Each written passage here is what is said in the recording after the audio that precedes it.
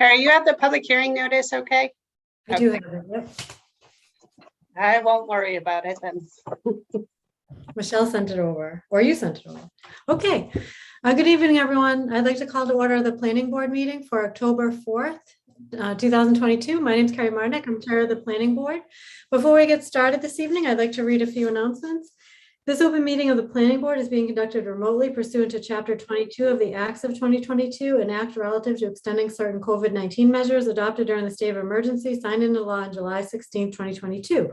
All members of the planning board are allowed and encouraged to participate remotely. The act allows for the planning board to meet entirely remotely so long as reasonable public access is afforded so public can follow along during deliberations of the meeting. The public is encouraged to follow along using the posted agenda unless the chair notes otherwise. Members of the public who wish to view the live stream of the meeting may do so by going to Northborough Remote Meetings on YouTube via the link listed in the agenda. Ensuring public access does not ensure public participation unless such participation is required by law. This meeting will feature public comment.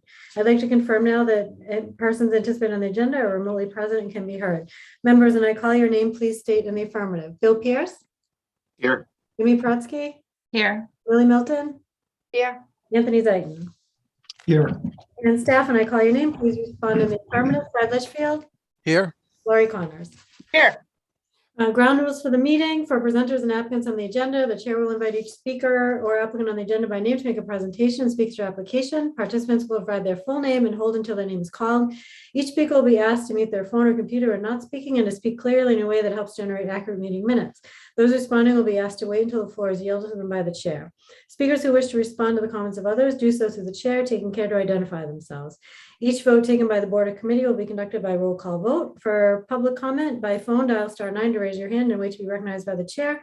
Please note part of your phone number will be visible to those viewing the meeting. By Zoom, click raise hand on the bottom of your screen and wait to be recognized by the chair. The chair will ask members of the public who wish to speak to identify their names and addresses only. Once the chair has a list of all public commentators, the chair will call on each by name and afford approximately 3 minutes per comments. So that concludes announcements for this evening. First on our agenda this evening, we have the public hearing for 317 Crawford Street, site plan approval for site disturbance of 42,500 square feet of land area. I'd like to read the public hearing notice for this before we get started. In accordance with the provisions of MGL Chapter 48, Section 9, the Northborough Planning Board will hold a public hearing on October 4th, 2022 at 6 p.m. to consider the application for site plan approval in the residential A and B districts submitted by Vadim Lozco for site disturbance of 42,500 square feet of land area for the purposes of construction of a single-family home on the property located at 317 Crawford Street, Assessors Map 41, Parcel 1. Pursuant to Chapter 22 of the Acts of 2022, an act relative to ending certain COVID-19 measures adopted in the state of emergency, signed into law on July 16, 2022, this meeting will be conducted via remote participation. No in-person attendance by members of the public will be permitted. To participate in the public comment portion of the meeting from a PC, Mac, iPad, iPhone, or Android device, please click on the URL posted in the agenda or join by phone 1-646-876-9923, webinar ID 895-7781-3877, passcode 557156. Submitted by Carrie Martinek, Chair, September 18th, 2022 and September 25th, 2022. All right, so with that, why don't we get started? If we could bring in the applicant, which let's see here. See a couple hands raised. Jim, are you bringing people in as well? So it looks like Mark Arnold. Do I have any others coming in? Possibly Vito. I thought I saw Vito. Oh, there's Vito. Okay. Bring in Vito. Anybody else on the team? Hi, Vito. Anyone else on your team tonight? This is Mark Arnold with Goddard Consulting. Vadim Lasco is with me in the same room, so he's with me here. Okay. Great. How are you? Hello. Thanks for joining. Okay. And Vito, anyone else on your side there? I don't think there's anybody else from besides Vito. Vito's the engineer and we submitted, so. Okay, great. All right. Well, thanks for joining us tonight. Would you like to present any materials or walk through your application? Glad to. So Mark Arnold with Goddard Consulting's here on behalf of the applicant for the site plan review application. We're before this board for the land disturbance provisions of the regulations in Northborough zoning regulations that were prepared principally because of the issues that were occurring where sites were clearing large areas over 20,000 square feet, but under an acre, and causing a lot of erosion and stormwater issues. And I'm going to now share my screen just to walk the board through where we're talking about the property. And so just to give the board a little bit of history, this is a large parcel that was on Crawford Street at 297 Crawford Street, and it was subdivided into several lots. This is the A&R lot we were talking about here. Lot 3 is today's focus. This barn right here is actually gone now, but the pad is still there in the woods. So lot 3 is the lot that we're talking about here. This is the official number that was given by the assessor's office for this lot, which is again lot number 3 here, with regards to Vadim Lusko for 317 Crawford Street, giving that the number. This is the abutters that we have based on the new subdivision. These subdivision lines aren't necessarily on the town's GIS system, but the assessors did work through making sure that all the abutters were properly on the certified list that we provided to the administrative board here for the application. So the getting closer to the lot, just to give an aerial of where the lot is, it's right in this area here. This is the barn right here, and then this area right here is basically a part of the parcel and is now re-subdivided out. So this is the subject parcel here at 317 Crawford Street.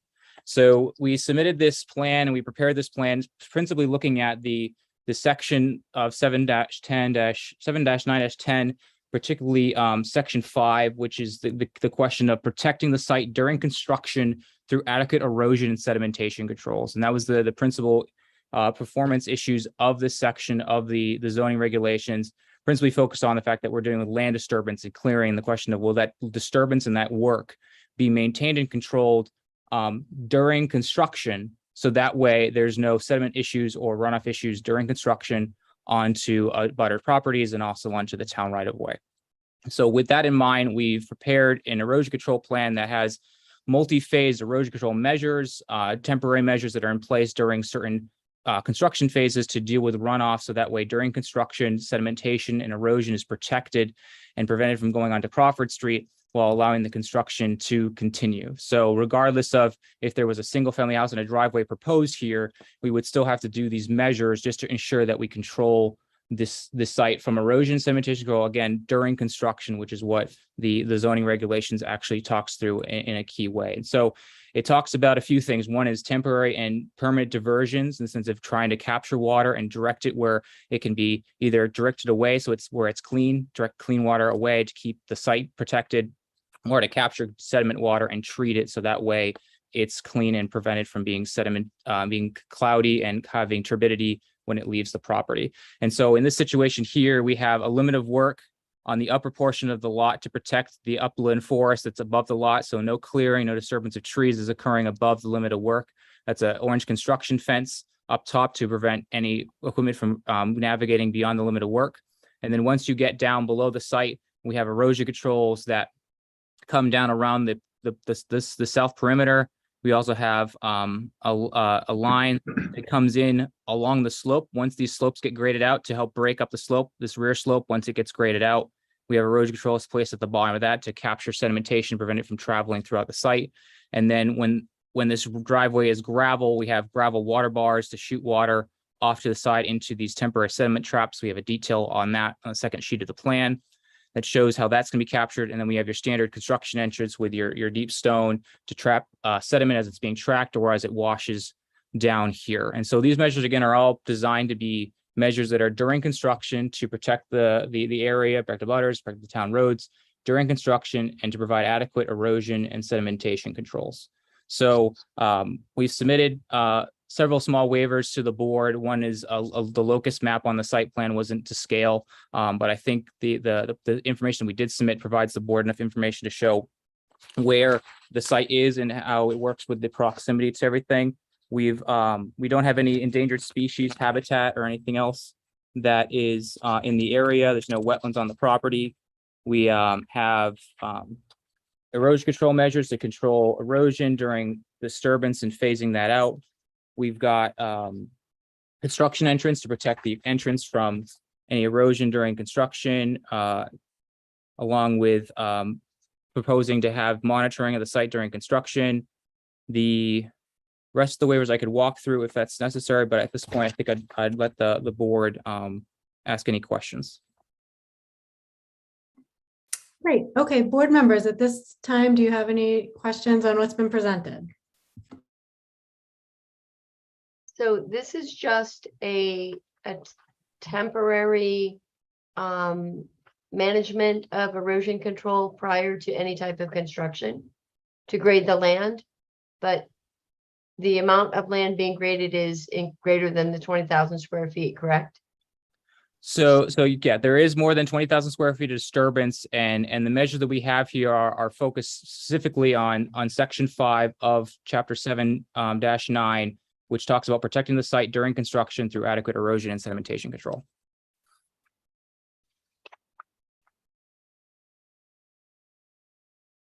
And that doesn't have any qualifiers on the amount of land being disturbed? The qualifications of this section is if you're under 1 acre, but over 20,000 square feet, you fall under this section of the zoning regulations. So the zoning regulations were created because people were clearing more than 20,000 square feet, but under an acre and causing erosion issues in town. I've dealt with lots where they've had erosion issues because of just grading and not adequate erosion control measures during construction. So this section was prepared in the zoning regulations to help capture sites that have more than 20,000 square feet of disturbance, to help them make sure they're managing the site so there's not problems during construction. Mm-hmm.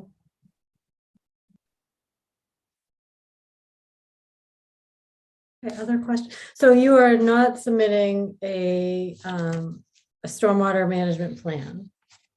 So there's a reference in section 5 to managing runoff from impervious surfaces in that section, but that's underneath the qualification of during construction. So during construction, they're saying you're supposed to manage impervious surfaces. So we believe the controls we have in place will be adequate for those impervious surfaces during construction as well. And so once the things are stabilized and completed, those impervious surfaces do not require any of the stormwater measures. This is a single family house, and Mass DEP has determined that single family houses are exempt from all their standards. So in the sense of when you build a single family house and you do not provide stormwater measures under Mass DEP, you comply with their standards. Okay, got it. So you're over 20,000 square feet, but you're not submitting a proposed stormwater management system. We are not, because we don't believe it's necessary to comply. Okay. Okay. Other board questions? I mean, there's definitely a significant amount of grading going on. It's actually a very pretty piece of property. But it does look like there's a significant amount of grading that's going to be going on. And I think there is some concern about how things are going to possibly wash off into the road, or looking at some of the drainage that you have there. I think there have been some concerns about that. So again, we understand there's a lot of grading. I mean, the goal of the grading is to try to create gentle slopes on this property rather than create steeper slopes. Yeah. So that's why the grading has been shown the way it is, to try to provide as much relief as possible to the land around the house as it's graded out. Again, we do have erosion controls at the toe of the slope for when the construction starts. And then as this slope is built up, we establish a second set of erosion controls almost about 2/3 of the way up the slope to break up that slope as you go up the slope, to create areas of capture and treatment for water, so that way you don't have a concentration of flow. So I looked at this very carefully. I'm a certified professional in erosion sedimentation control. I've dealt with large properties around the state dealing with erosion. I inspect erosion controls on a weekly basis on large sites for commissions and private developers. And so I think what we have here is definitely something that's more robust than you would see on a typical individual single family lot. Even what I've seen in town, I've seen lots where there are similar disturbance levels without this level of design, and there were problems. And so that's why I did what I did, was because I've seen the problems that have happened in town, and I thought about how we could address those in this plan. Okay. Did you submit an existing conditions plan or no? We did not at this time. I mean, if the board needs that, we could definitely provide it. I think the existing conditions on the proposed conditions is fairly clear. It's not too difficult, but again, if that's needed, we can provide that. Okay. Okay. Any other board questions? I also want to give staff the chance to speak to some of this as well. I mean, I do think that we have some regulations in place that basically say that there should be a stormwater management criteria on this. And the Mass DEP says you have to do this to meet their standards, but we as a town, I think, have something a little bit stronger in place in order to adapt and customize what we need to our environment. Something on a hill is certainly different than something on a downslope, and something on a downslope is different than something on a flat level. So I think that this would probably warrant having stormwater management. Okay, did everybody, Fred, why don't, if you don't mind, you sent a letter, if you wouldn't mind talking to the letter that you sent while we're talking about stormwater management, so we can kind of hear from you a little bit on your perspective as well. Sure. Good evening. The letter that I put together, I tried to outline where we were coming from when we adopted the bylaw. Mr. Arnold's correct. We were trying to control runoff and sediment and erosion during construction and for clearing of properties who might do some work before filing an application with one of the land use boards. The letter points out that under the land clearing application is required in accordance with section 703.050A1D, which triggers a site plan approval. And then you refer to section 709.010 to talk about the site plan contents for the land clearing permit, the land clearing application. And then in there, it refers to the planning board rules and regulations, and it requires a stormwater management system in accordance with Mass DEP handbook for stormwater. Now, the town adopted the bylaw with the expressed intention of controlling runoff, whether it was a single family house or not, if it exceeded the 20,000 square feet. The site plan contents says it needs to be designed in accordance with the state DEP handbook, which does exempt single family homes and multifamily homes up to 3 lots. I explained to Mr. Arnold that may have been confusing, but our intention was that it would need to have stormwater management plan submitted with the application, and that we would take measures to correct that confusion going forward. But it doesn't make sense that we would require something for a single family home, a land clearing permit, and then allow an exemption in the site plan contents on the stormwater management system that's required. So staff's opinion, and Lori can speak for herself, is that the stormwater management system a plan should be submitted along with this application. And my memo indicates that I recommend that you either deny or allow the applicant to continue and submit that at a later date. So I can respond to that or wait for the planning agent to go through her comments first. Yeah, Lori, if you want to shed any additional light on what Fred's explained there, or if you have your own position. Sure, I absolutely agree with Fred. So the way the planning board rules and regulations pertaining to stormwater management, the way it's articulated is that the stormwater management system needs to be designed in accordance with the DEP requirements. So it doesn't say that, so the exemptions that exist in the DEP regulations don't carry forth to the local regulations, because certainly local regulations can be more strict than the DEP regulations. And if you were to look at that section of our zoning bylaws, section 7-09-010, there are exemptions that are mentioned, including an exemption for clearing and grading in conjunction with construction of a residential buildings or accessory structures if the land area to be cleared or graded is less than 20,000 square feet. So certainly if you have a project such as this that is proposing to clear more than 20,000 square feet, then it would not be privy to the exemption. So if there was an intent to have an exemption for all single family dwellings, it would have been stated under that specific section under exemptions. So there are also other waivers that the applicant has requested that I have issue with. So I can go over those now, or we can wait until there's further back and forth discussion. Okay, so first, board members, any questions for Fred or Lori from what you've heard so far? I can't see everybody. Okay.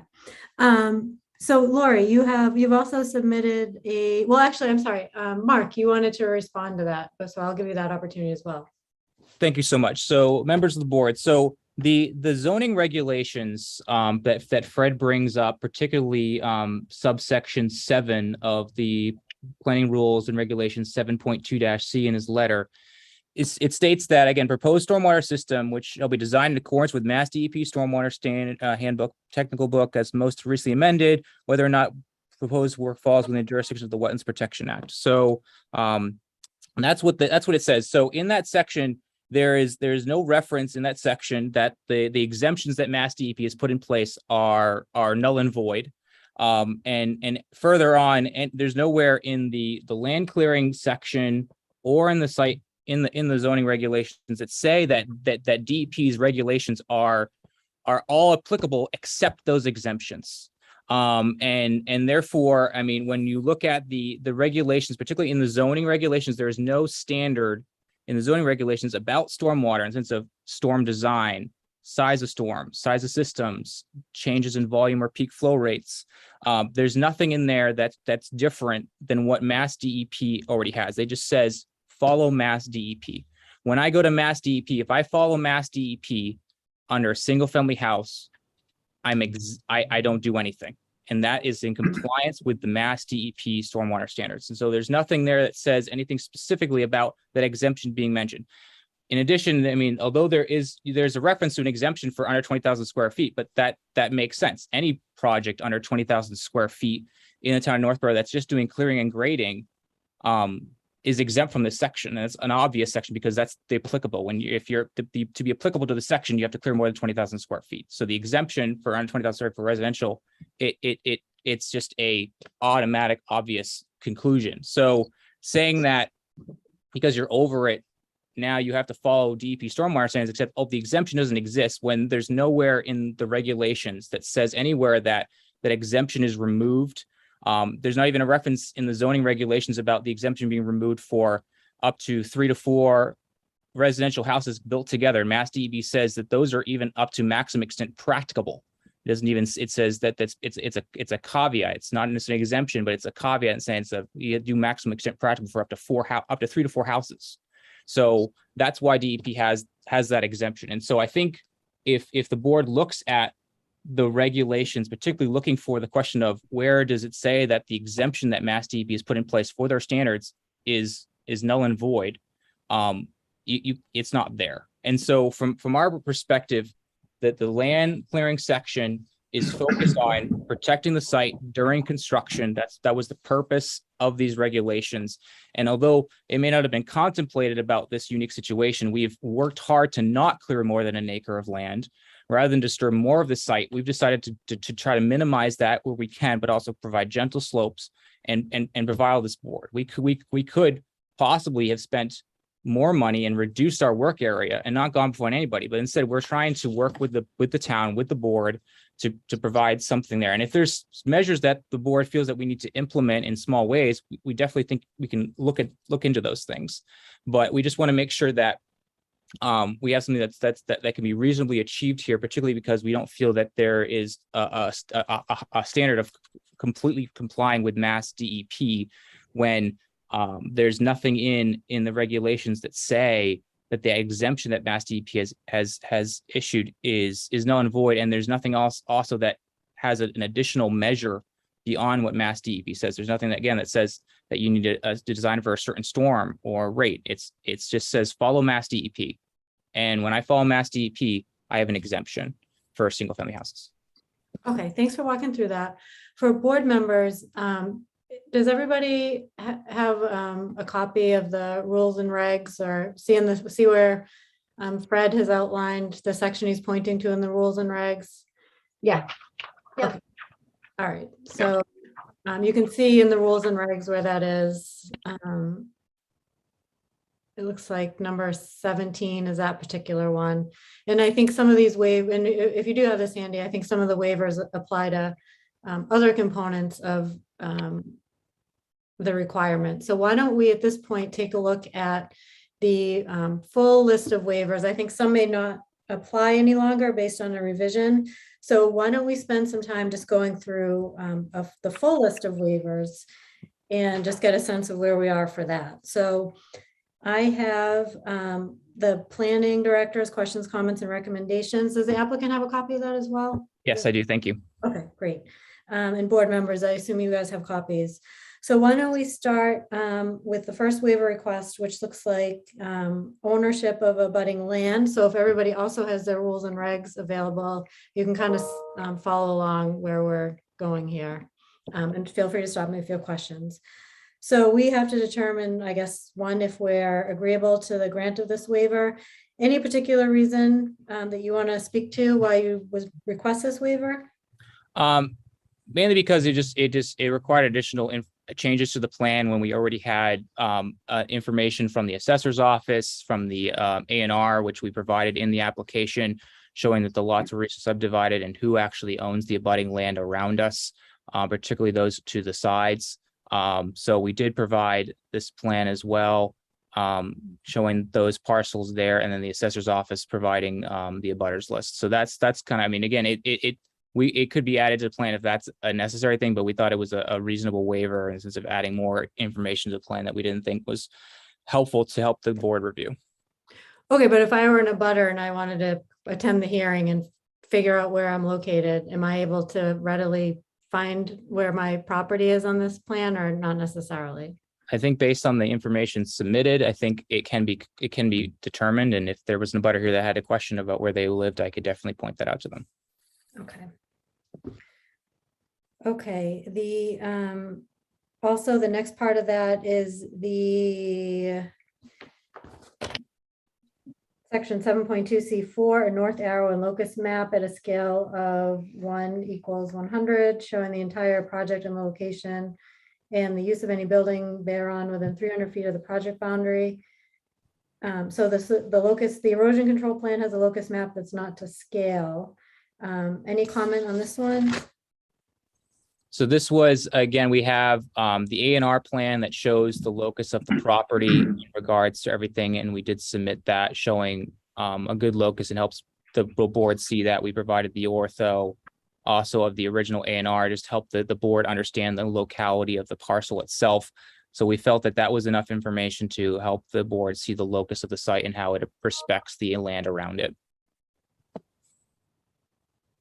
Okay, and then also location of the site in relation to groundwater protection overlay district. We provided orthos for that. It's across the street. So it's right here. So we provided this locus because it's so far off, you really couldn't show it on the plan itself. So it's in the back side of the properties across the street from this site. Okay, and then also likewise in relation to the floodplain district. Yeah, the floodplain, we're over like 800 feet from the nearest floodplain area, which is over on Fisher Street here, the corner of Crawford Street and Fisher Street here. It's just 44 Fisher Street, this property right here. So that's the locus again. So we provided this locus just to zoom out, show where it is versus otherwise the plan would have to be zoomed out significantly to show where those are. Okay, and then partial waiver from 7.2C7, existing and proposed topographical contours of the site. So in this case, there was concern about the proposed cuts along the southern property line, if it'll impact the abutter of 311 Crawford Street, which is not identified in the plan, I guess. That's this side of the parcel right here. These grades are all cuts, so we're cutting towards our site. So any of this grading actually ensures that runoff stays on our property and doesn't get directed towards that. So it balances out to where we keep the water on our site. And you can see here, it's basically a slope where the 311 actually directs water towards us, and we continue to receive that through these cuts. We don't have grades the other way pushing water that way. So we did provide this additional topography right here, just so you can see how the contours lie. Okay, so actually, so now I see that because you've showed this waiver request no longer is applicable for us. So E is no longer something you're looking for. Right. Correct. Okay. So still in play is a waiver from 1, A, B, C, and D. Do any board members have any questions up to this point?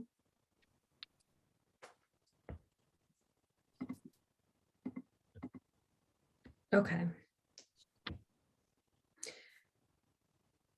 Oh, wait, and also, so I'm sorry, I'm not, there's more. Okay, also F. Well, there's quite a bit. Okay, we also have F, G, H, and I. So these are, let's see, waivers for nature, location, and size of all significant existing natural land features, etc. So reasons for this waiver?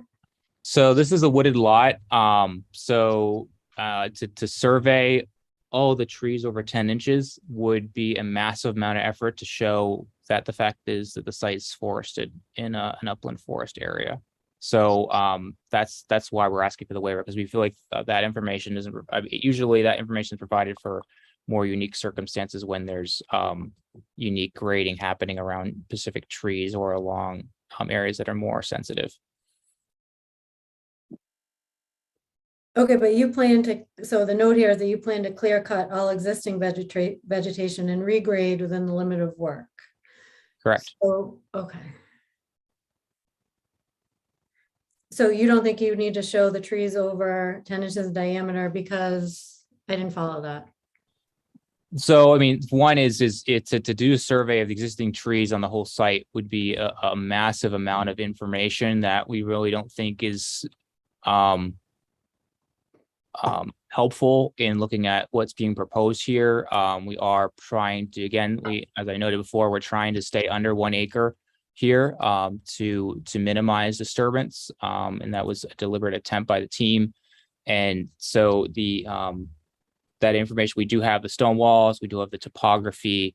And if the board needs to see the site, they're welcome to go at the site, and we're glad to do a site walk if they want to see the site and understand how the area lays out. But I think at this point, we were requesting a waiver just because of the amount of effort it would take and the amount of cost it is. We feel it's not extremely helpful. It could be helpful, but I think it's extremely helpful to understand the proposed activities here. Okay, but nor do we have an existing conditions plan.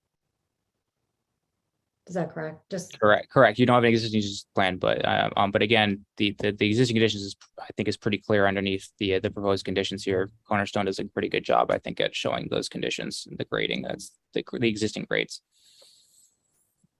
okay. So then G, the engineering cross sections of proposed curbs and pavements and vision triangles measured in feet from any proposed curb cut along the street. So Lori, do you want to speak to this one, because you recommended denying this waiver request? Yeah, so the reason why, so there is a part of this initial waiver that they have addressed, and then there's a portion that they haven't addressed. So they did a plan revision, and in the revised plan, it now shows a cross-section of the driveway.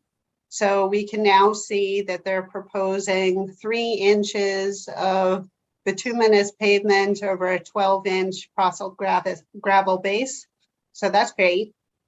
But the other aspect of this requirement was to show vision triangles so that we could see the sight distance at the driveway.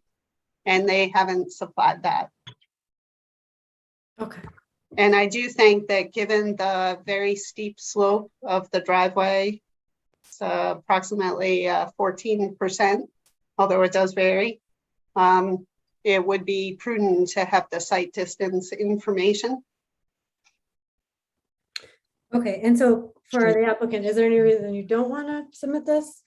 So again, we thought that the area, the locality, I think is pretty well known by Fred. And the fact that we're on Crawford Street here in the section that's very straight, we're actually on the outside of a very, very slight curve here. And so the driveway access is right here. And so in regards to sightline distance, there's hundreds of feet both directions. It's very obvious. It's very straight. I drove it today. It's straighter than I thought it was. And it, I think from it's an easy review to have that information. I mean, if the board needs that information just to demonstrate that, we can definitely provide that. There's definitely not an issue with the sightline distances here. We just didn't have time to get that onto the plans in an exact form because it's a wide open street. It's a wide open street. We're not on an inside curve where we're worried about sightline distances here. Okay, Fred, do you want to weigh in on that at all from your perspective? There most likely is the 200 foot of sight distance in each direction that's necessary there. I think the more prudent thing to study is the slope of that driveway going in from Crawford Street being a little over 14% at the very beginning of the driveway makes it difficult and could change what the actual sight distance is. But the cars, because the road is fairly flat curve, then yes, there's more than likely in excess of 200 feet, which is the minimum that would be required. Board questions to this point?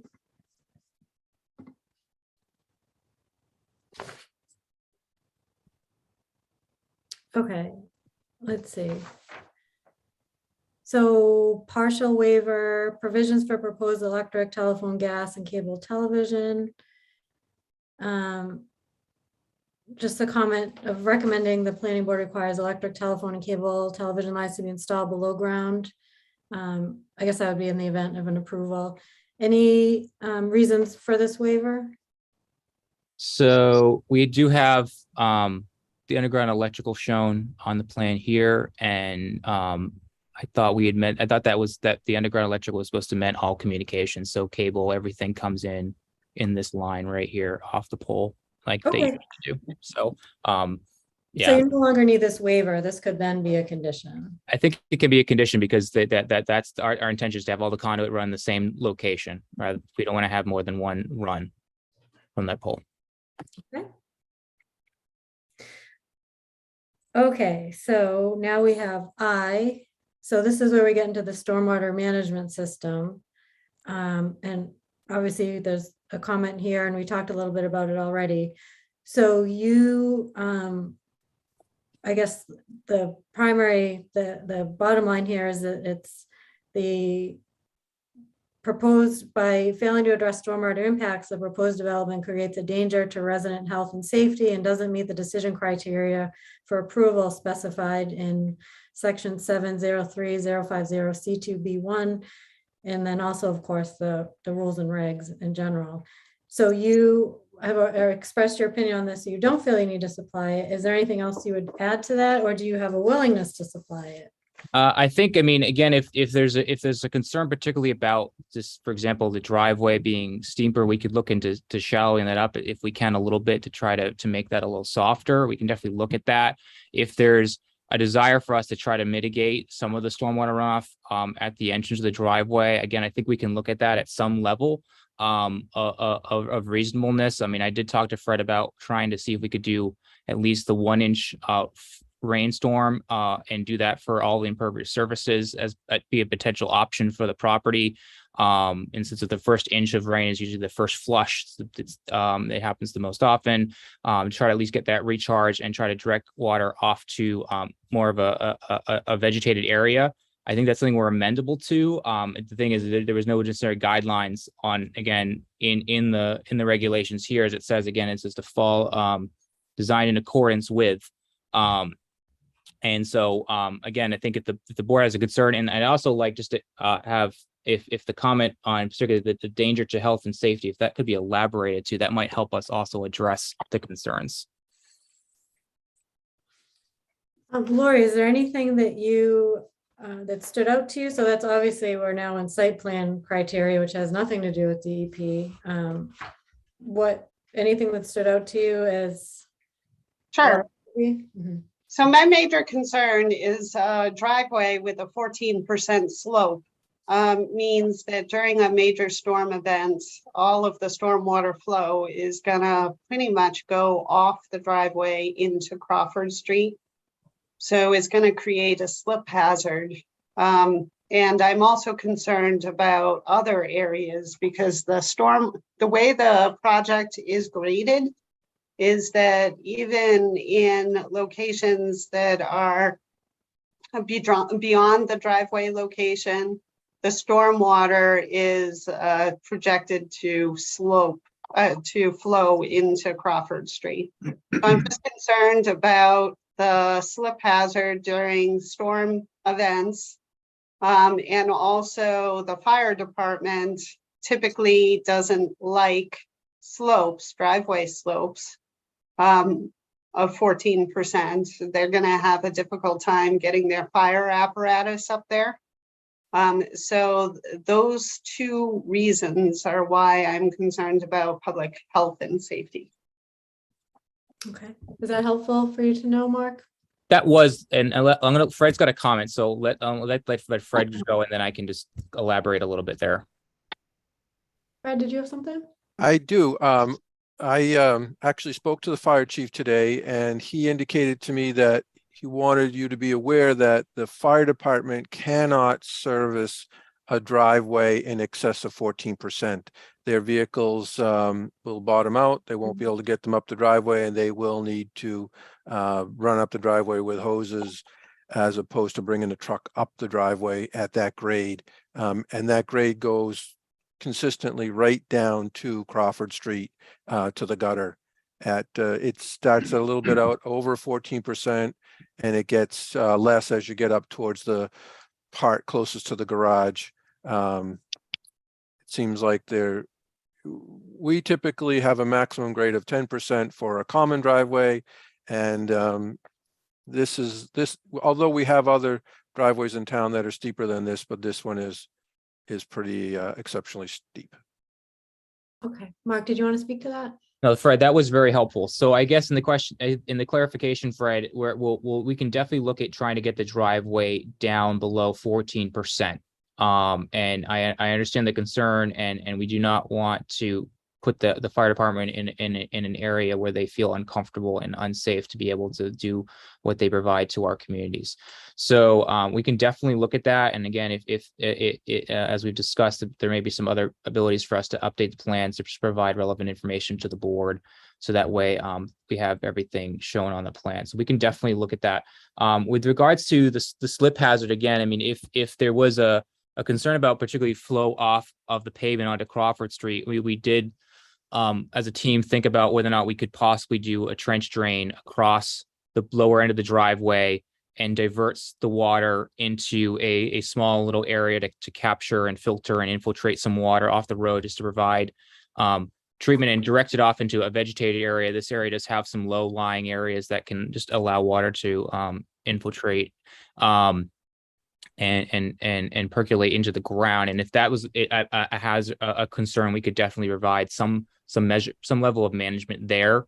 Again, for maybe possibly the 1-inch storm, I know I talked to Fred earlier a few weeks ago about possibly providing a 1-inch recharge for all impervious on site, at least where it was possible. The entrance, it may be difficult, but a little farther up, we could put a trench drain and definitely reduce the slip hazard on there. At least at this location, there's definitely lots of other slip hazards already existing from other driveways on Crawford, and so we don't want to exacerbate it. And if there's something that we could do, again, that's a potential simple solution, we could definitely provide that without going into significant engineering wise, but at least provide some sort of capture and try to direct water away from Crawford Street to get some infiltration. Okay.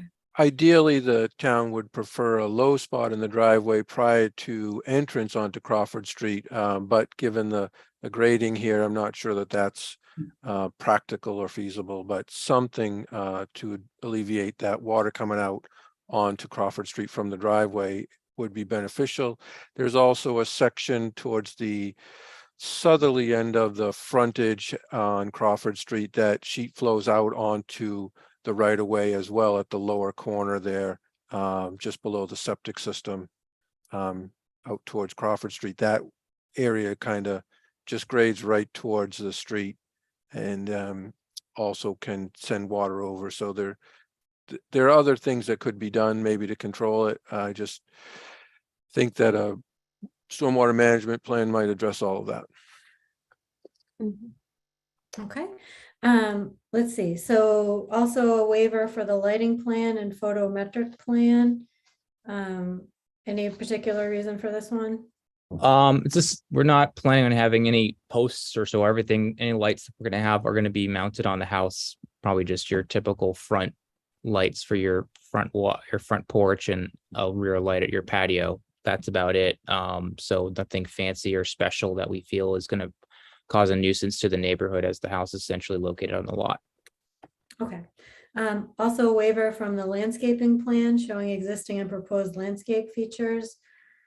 So For this was to deny. Did something else come in after? No. Okay, so go ahead. So the reason why this is as a single family house, there's a lot of just simplicity in the sense of there's no real intentions to do significant landscaping on this property of any at the moment. And so to prepare a landscaping plan for a single family house did seem like it was pertinent for particularly this kind of a property and development activity. So and again, we don't really have plans on any type of, it wasn't even contemplated when we looked at it. It was like landscape plans, like we didn't even plan to do any landscaping necessarily. So again, unless there's a specific concern from the board about trying to improve or keep the aesthetics of Crawford Street, we've tried to keeping the stone wall in place. I've been talking to the applicant. We're talking about where we can actually improve the stone wall to make sure it stays in the character that it's in when it's along the limit of work, to make sure it stays there. The driveway is in a location where there's no stone wall, and we aren't touching the trees along Crawford Street between the stone wall and there, just to keep the natural vegetation that's along Crawford Street. So we think the nature of the area is going to stay relatively the same. Is Crawford a scenic road or no? No. Okay. Okay. Any board questions before I flip the page? The nature of the plantings or the vegetation along the street is looks pretty overgrown, and a lot of that seems to be somewhat invasive. So I do think it would be helpful to have an idea of what you're going to be doing along the road. There's got to be some idea. You're not just going to cut down all the trees and all the vegetation and leave it sort of unmanaged. I don't imagine. You're putting up a pretty nice house, it would seem, or possibly a nice house. So the intentions of the grading in the area within limited work is to establish those areas with lawn grass. And the areas outside, our plan was to leave them in their natural state. I know the applicant has talked with me about what he could do to possibly remove the invasives to try to improve the area along Crawford Street. And I did talk to him that might be a potential. We might have to figure out how to kind of best go through managing that to ensure that we actually did it properly and it was a successful process. And but that is something we've talked about, but we haven't really talked about anything else besides just trying to remove the invasives and allow the natives and the seeds that are naturally in that soil to grow, where the invasives are having are giving them a hard time. It would be good to see on a plan, just because if it's not on the plan, then it could be riprap, it could be anything.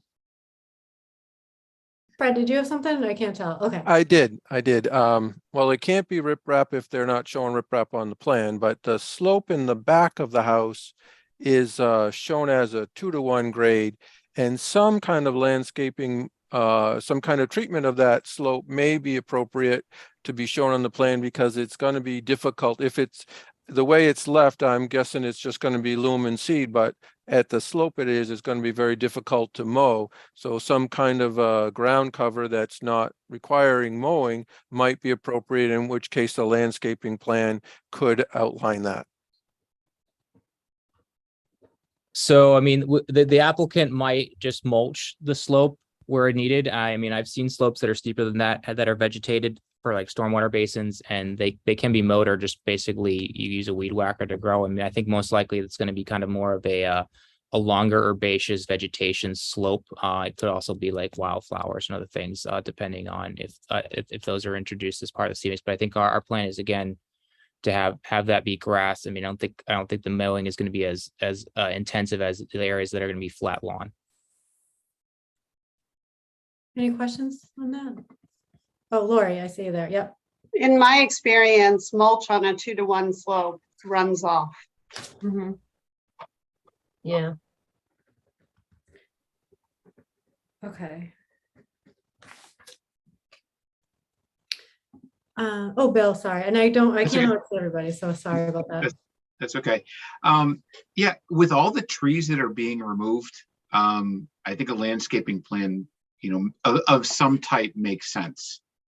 There's a lot of clear cutting, a lot of, as Millie said, there's a lot of evasives in that front area, and then what's going to happen in the back to try to keep some of that runoff from coming down that 2-to-1 slope.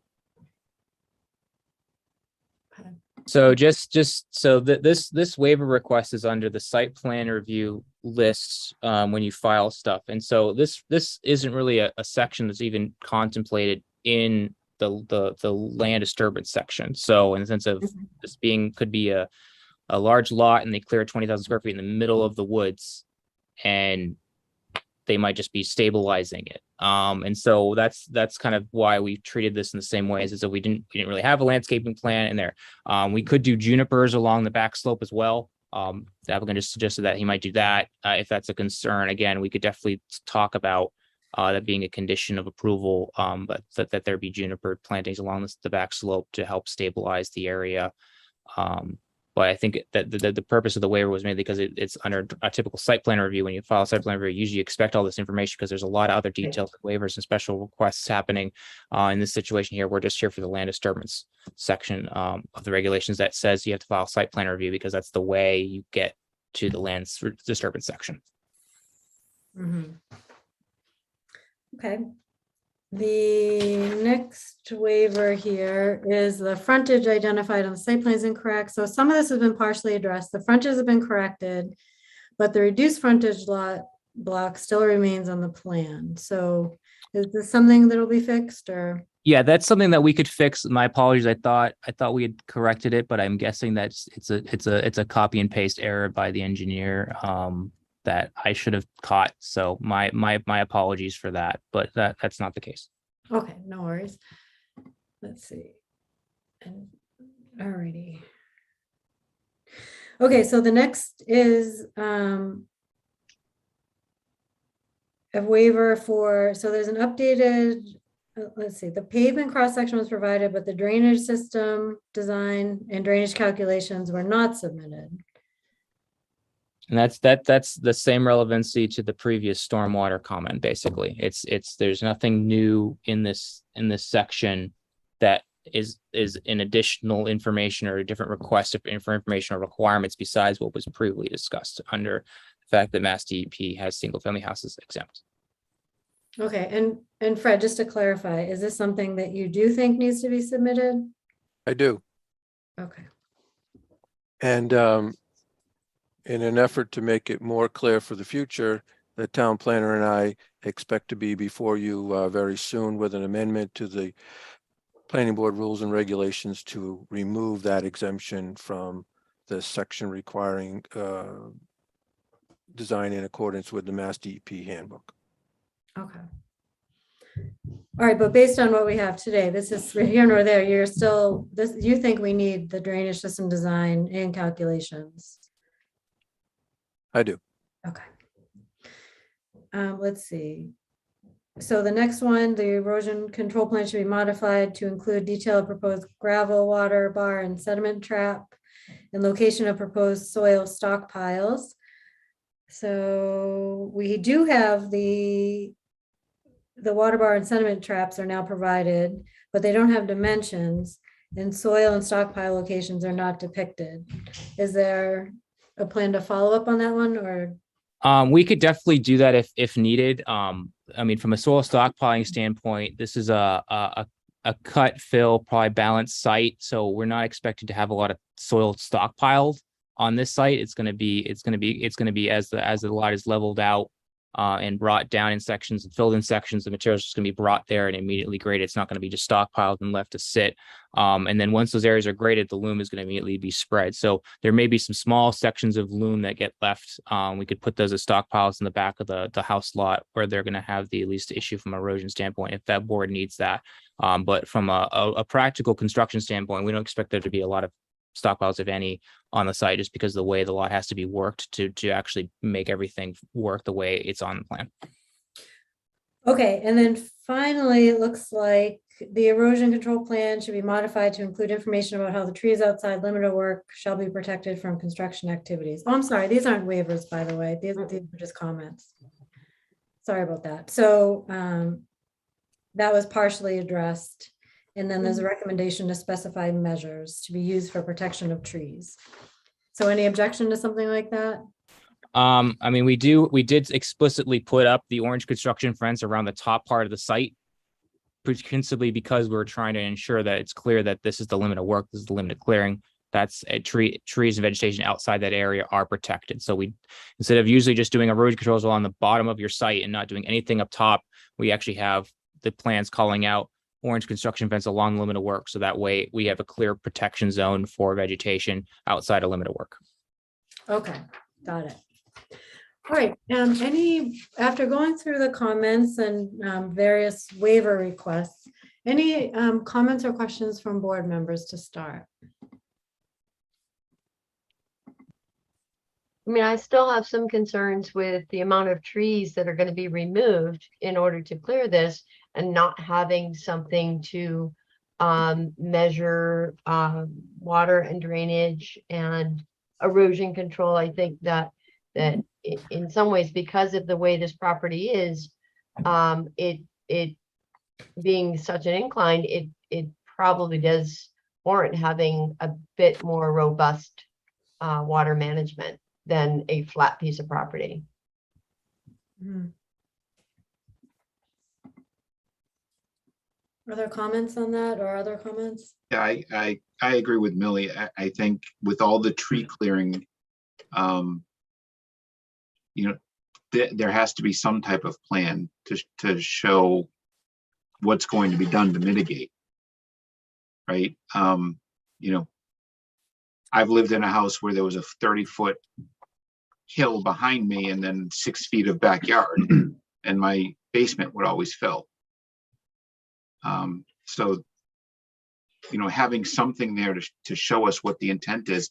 I understand, you know, from the comments that there's a desire to fix it. There's a desire to do the right thing, but without a plan there's nothing to show us what the intent is. So I think with the significant area of land clearing, I think it's a reasonable concern about erosion and stormwater management.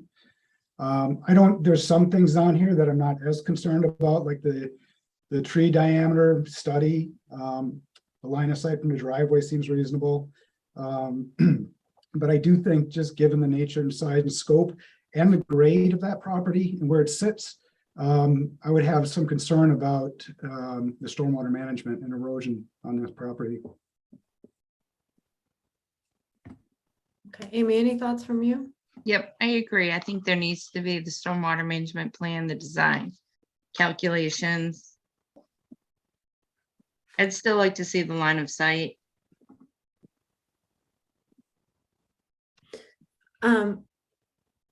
Okay, is that something, so from the applicant perspective, you're hearing at least for the stormwater so far, you're hearing a majority of the board want to actually see that. Is that something you would want the opportunity to come back with, or do you want to forge ahead with what we have, or what's your preference?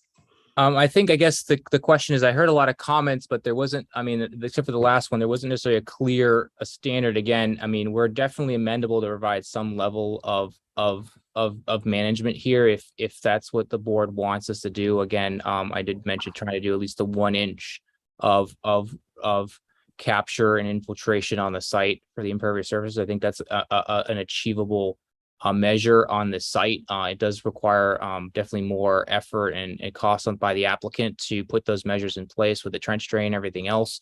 But I think that's possible to like a 1 inch rainstorm level.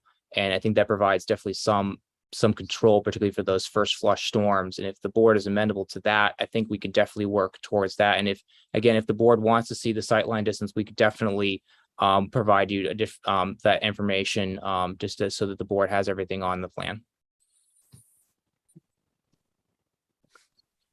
Okay, thoughts on that?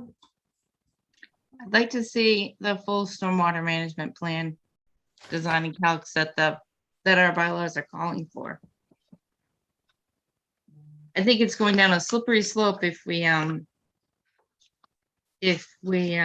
waive those because of any other lot coming forth after this. Mhm. And I do think it will be a slippery slope, not to make fun, as it gets into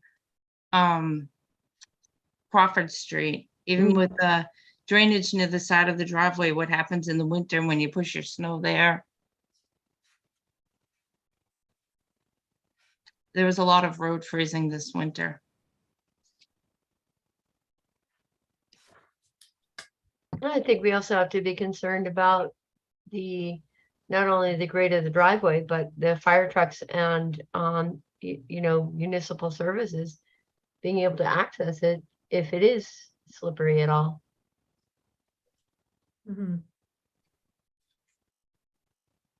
Fred, in your opinion, does some of the mitigation that Mark has mentioned, is that enough to offset what the concerns are here, do you think? Or without having some of the numbers to work with, it's hard to gauge. Well, typically, we would want to see recharge of roof runoff and stuff to mitigate the water coming off the impervious areas. Trench drain at the end of the driveway would be helpful to reduce the amount of water coming out onto Crawford Street. The stormwater management plan could address perhaps, a pooling area. So the water that's grading across towards that low point could be possibly expanded and then capture some more of the water. But an overall stormwater system, stormwater management plan would be helpful. We're going to pause for a second and take some comments, public comments. I do see we have some hands, and this is a public hearing, so I want to give the opportunity for that as well. So if anyone in the public has a comment related to this hearing, please raise your hand. And I see Leslie Williams. I'm going to allow you to talk here. Leslie, just state your name and address. Oops, and you might be on mute. Am I unmuted now? Yep, you're unmuted. I'm Leslie Williams. I live at 295 Crawford Street. Our land abuts what was formerly 297 Crawford Street. That has all been cleared. The former residence has been taken down. And I did have first of all, I don't know exactly where we are on this schematic. I don't know how close we are, but I am concerned about flooding. I don't understand how many trees are going to be taken down, and I'm concerned about a possible flooding issue. Okay. So I believe that the question was from the abutter who is south of the property itself. I didn't quite catch the name. Williams. My daughter is the owner of the property. It's Lindsay Brady is the owner. Okay, so this plan here shows Lindsay Brady. This is her property right here. So this is her property line here, and then lot 3 is is now basically 2 lots away from her property. So there's lot 2 is between her, and then this lot, which is 305, is also between her and the property, just for context of where she lives. Okay. That's helpful, but I mean, it still looks like we are in, possible flood proximity. If you are, I mean, anyone who's been around here knows there's an enormous amount of trees back there. And I'm assuming lots of them will be taken down. And I just didn't know how that would affect us. We also have a very high graded driveway, but this house was built in 1969 before, I'm certain before there were, the regulations that are in place now. We do have a significant issue with water runoff from storms. So the addition of more construction to the west of us is a little bit concerning. Just to clarify that her property is to the south of the project. The land slopes to the northeast, and Crawford Street also sheds to the northeast. The contours on the site plan show the street going down in grade from 380 to 378 here. So sheet flow from Crawford Street along this frontage already directs water away, is away from her property, and the contours on her property go in that same direction, and the grading that we have maintains that direction of topography. Okay, so then where would the water go? It goes in the same direction that it does currently. It goes to the northeast. The grading and the contours here are all sloping to the northeast as you go, and that's the way that the site's designed, is to maintain that general topography slope towards the northeast stays the same. That way we're not directing water towards other butters in any other way. Well, right now there's plenty of tree, there's plenty of rootage. So, my concern really is and again, I'm not really certain that I know what I'm talking about, but I am concerned about lots of tree removal and what that would mean in terms of, I understand what you're saying, but we are in close proximity to where this is going to be, the construction is going to be. Okay, great. Thank you, Leslie, for bringing that up. You're welcome. Okay, I have Sue D. Hi, Sue. Yes, hi, can you hear me? Yep, just your name and address. Awesome, thank you. My name is Sue Damaris. I'm one of the owners of 308 Crawford Street, directly across from the site that we're looking at right now. And I've lost his name. Mark, you had said earlier in this call that you could point out where driveways are. Could you please point out where the 308 Crawford driveway is on this plan? You're muted, Mark. My apologies. I believe 308. I believe you have 2 driveways. Nope, we just got one. You just have one. Okay, then I believe this is your driveway cut right here. Yeah, that might. Individual cut. It's opposite the hydrant. Nope, Right. nope. That's our next door neighbor. We're the next ones. We're the next ones up. Then The hydrant. We're if you're.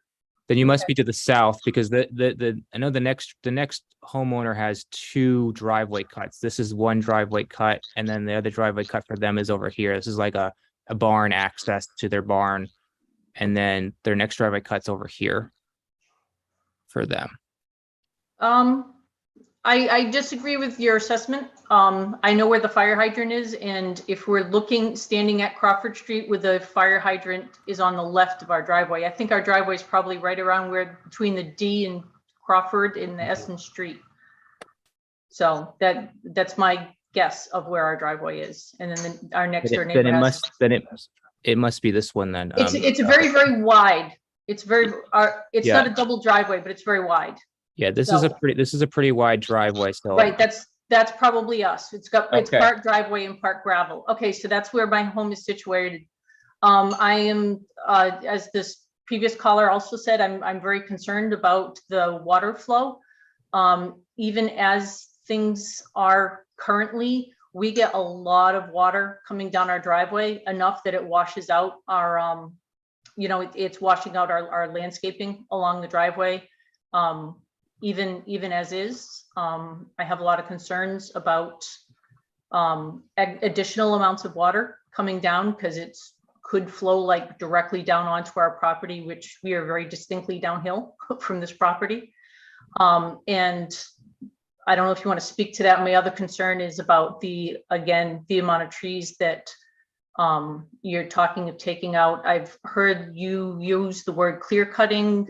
That's of great concern to me. Was wondering if you could speak to that more. So the road, I believe, the road, it appeared to me is, I think, it's crowned slightly, Fred. And I noticed that there's definitely flow patterns on both sides of the street. So in regards to the opposite property, I don't think there's a likelihood of sheet flow from this property jumping across the street onto the neighboring properties. Again, to grade the site, we do have to cut down the trees to allow for regrading, we don't think there's going to be a significant hydrological change to run off from the development for this that would impact the abutters. Mark, did I just hear you say that you'll be clear cutting all of the trees there to regrade it? Correct. The plan shows our limit of work, and we're cutting trees within the limit of work to allow us to regrade and work the site. I'm new to this. Would you please, I don't know how to read this chart. Would you please show me where the limit of work is? And Sure. I see the heavy dotted line. So do you see my cursor on Crawford Street right I now? do. Okay, so I'm gonna do the limit of work. So limit of work is along this dashed line is an erosion control line. Then from here we go to an orange construction fence. It goes up here, comes here. Orange construction fence runs down along the property line here. Right here is where we pick up more erosion controls because the slope's starting to direct water towards the edge. We run down to here, and then we run along the stone wall here. Then we run up here, and then up and around here. So we protect this area that I have right here. So that's our limit of work. So that's the work area that we have to clear trees to allow us to do construction. So the area that there's two arrows there, what does it say, phase 2? So, Yeah, so that there's a little bump out from Crawford Street. That area will be untouched. This white area right in here will be Okay. untouched. Okay. And then along the further to the south of that, you're talking of clearing the trees in through there. I'm just trying to understand the area that you're talking about here. Yeah, but everything behind the stone wall where the fire hydrant is, that's where our limit of work is. So we're not doing anything below the stone wall there. Yeah, that's extremely steep in through there where the fire hydrant is and such. That's why we're not touching it. Okay. Okay, thanks, Sue. Yeah, one moment. Do you have anything? Okay, thank you very much. My husband is here as well. Thank you. Oh, does he have a question, Sue? He's saying no, he's all good. Thank you. Okay, all right, thank you.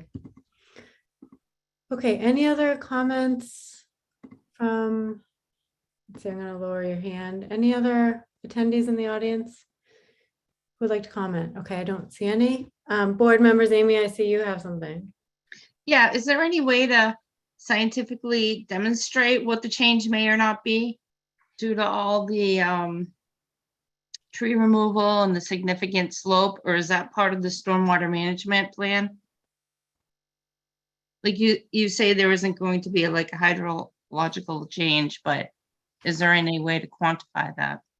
So, I mean, I said there wouldn't be any significant hydrological change. We think that would affect the butters. And with regards to, you can do the DEP standards for large properties and commercial properties do have ways to calculate that. And again, we're willing to definitely try to mitigate that. Again, we could definitely do a 1 inch capture of all impervious surface, do dry wells for the roof runoff, to do one inch. And then if as it infiltrates, it could be more, and then doing some trench drains on the driveway to capture that 1 inch and try to provide some treatment, and particularly just direct it off into areas that are vegetated to slow down water. That's something that I think we can definitely mitigate in that fashion. I think that's a reasonable effort that we can do as a team that we can accomplish while continuing to maintain our limit of work and keeping our site as tight as possible, which our goal is to reduce tree clearing wherever we can.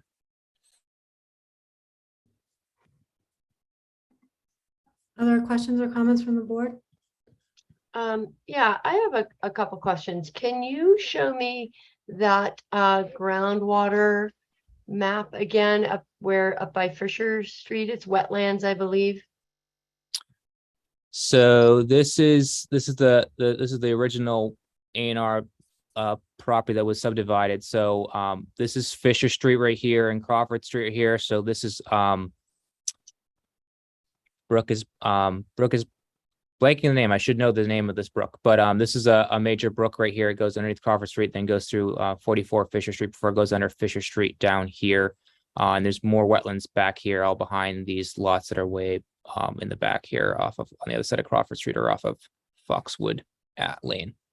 So is there any concern because of the water does go northeast right towards that area that there's going to have an impact on that, or is this not quite a big enough lot to really be that much of an impact that far away? The size of the lot and the way we've got it worked, I think there's not going to be a significant impact. I mean, DEP did have this question and they didn't require for single family houses to use stormwater, which I mean, we may all think that maybe they should do some level of effort. And again, this applicant's definitely willing to do something to try to help mitigate some of these areas in some form. Doing all the standards is a significant area and effort of work, and also would require a lot more land disturbance. So we think there's a way to kind of mitigate while also keeping our footprint as small as possible and reducing tree clearing. Yeah, I just want to make sure that what is being done is effective, because I've certainly seen areas in the town where there's a steep house on one side and then there's a lower level on the other side of the road. And I don't know if that previous caller was on a lower level or a down driveway, but most of what is up on the upper level house ends up in their yard. Whether it's sand or salt or bark mulch, it does travel across the street, and it's on a different street. It's not, I don't think it's Crawford Street at this point, but we have a couple other areas in town where we have a high level on one side and a lower level on the other side, and it's problematical for the people on the downside of that. So you are correct that the land is high on this side and low on this side. I think the way Crawford Street is currently graded, there is a crown in the road which keeps runoff shooting both sides. So runoff that the properties that are down here are seeing is probably the runoff that's following the curb line, the edge of the road as it sheet flows to the left and right. Okay. That may be what they're seeing versus I think this property, because of the way it works out with the grading, I don't think there's going to be an impact. Okay. Laura, you have something? I just noticed your hand.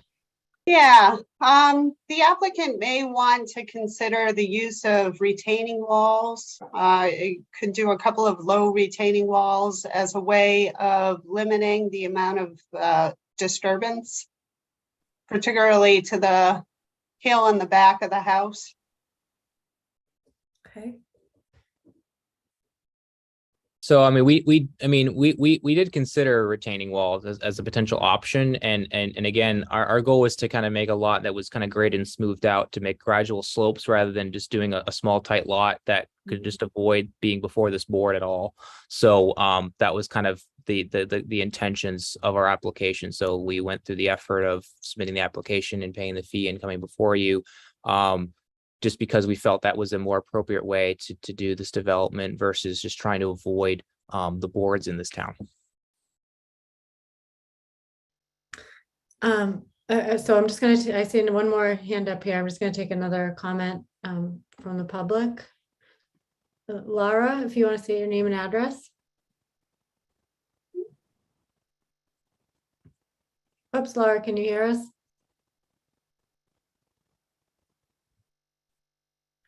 I think you're on mute.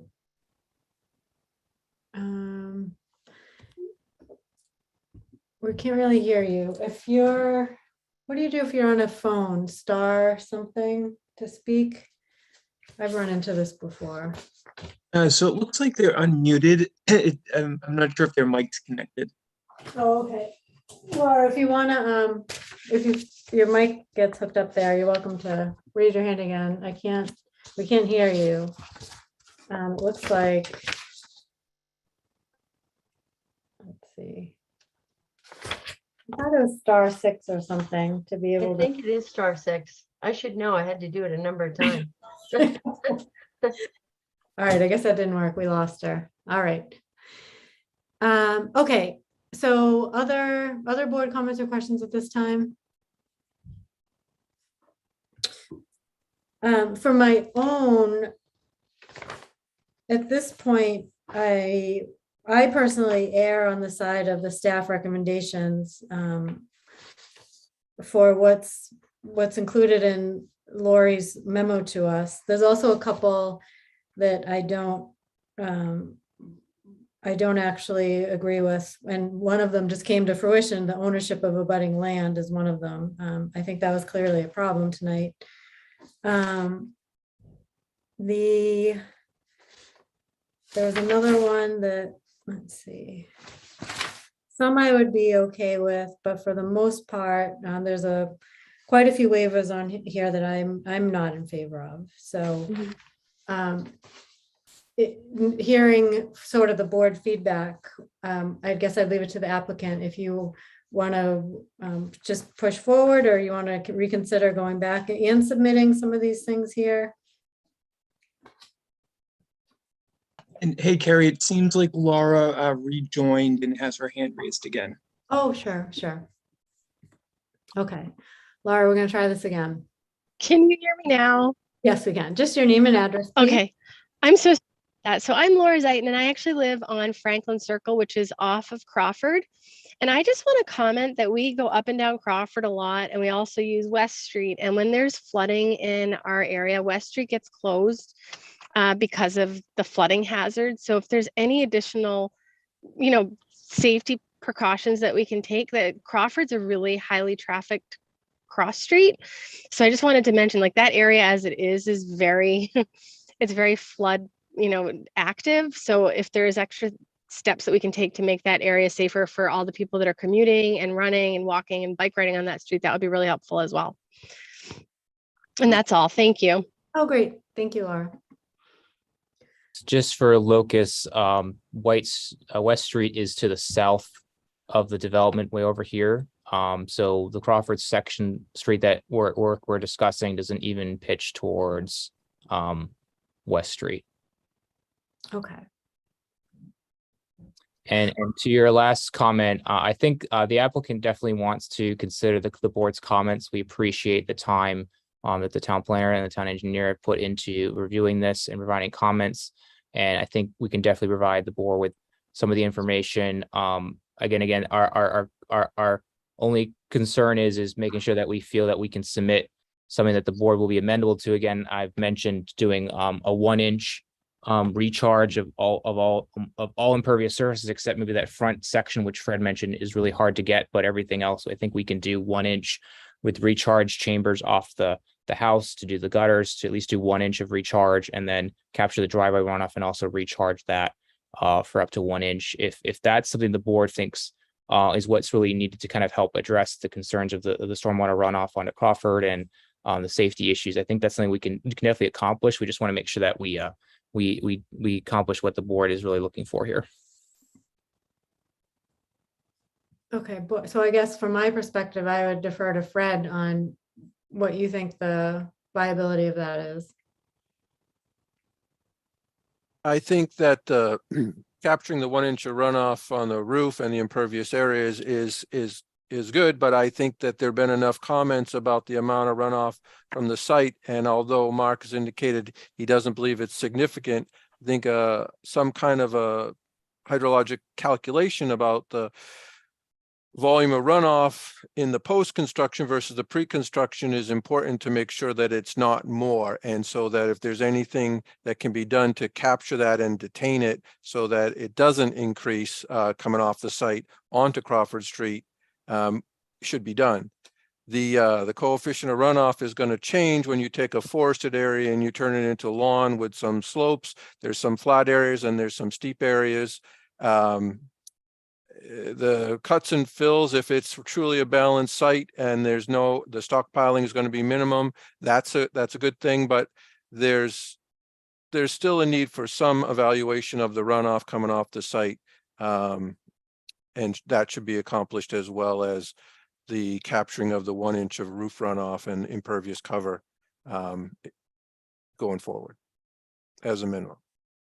Okay, does that sound like something that for the applicant that you are interested in providing or?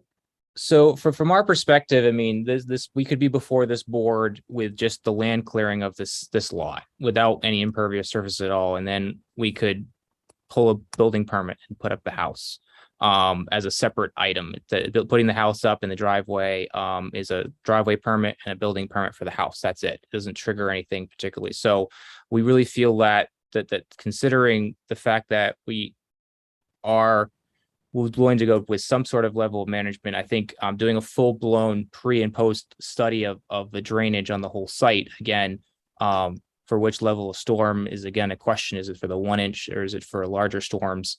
I think from particularly the regulations when it talks about protecting the site during construction through adequate erosion sedimentation control, the focus is during construction, and we're looking at providing stuff that's post-construction. And so I think that's something that the applicant understands the concerns of the town. I think he understands that he wants to live here. He wants to care about the neighborhood around him. And so therefore he's willing to do a level of measurement without going through a full-blown study of everything that usually is done.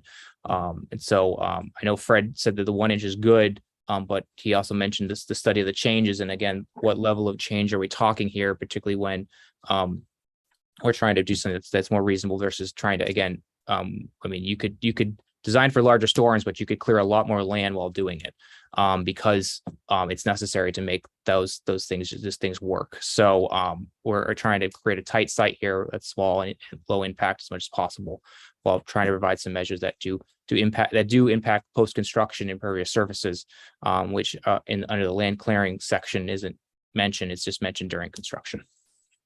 Okay, so and what's your alternate proposal where you would just circumvent the board? I mean, if you wanted to, you could build a tight site under 20,000 square feet and not be before this board and do 20,000 square feet, build a lot out, and then eventually do future development 20 years from now versus this is kind of what we're trying to do. And so we felt that coming before the board was a reasonable effort to keep the community involved in the project. This is a level effort. The applicant spent money to go through this process versus just trying to avoid the boards in town, and again, provide some mitigating measures for the stormwater. We think that's a relevant effort by the applicant to address some of the concerns in a reasonable way that also allows the project to go on. Okay, so the alternate plan would be to cut under 20,000 square feet and then come back to cut 20,000 more square feet?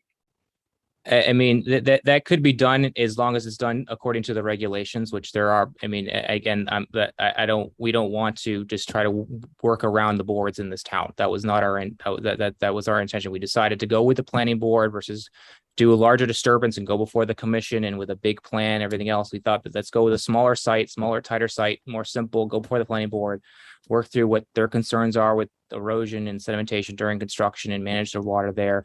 And I think what we have here is something that was what was intended.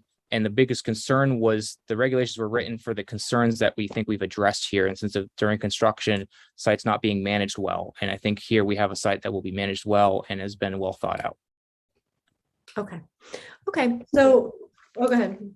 I heard somebody. Was that you, Millie? Yeah, that's me. I mean, I have some concerns when you say to go around the board or avoid the board, but that yet what's being presented to us is asking for at least 6 or 7 waivers. So, you know, short of reinventing the wheel for this particular project and this particular site, there are reasons we have some of these processes in place. And in order to try to capture what I think we all want, which is a good result and working with the boards and working with the neighborhoods, there's got to be some give and take. And if 90% of the people that come before us have to do a stormwater report because it helps us do a better job at providing that to our community, then that's kind of where it sits.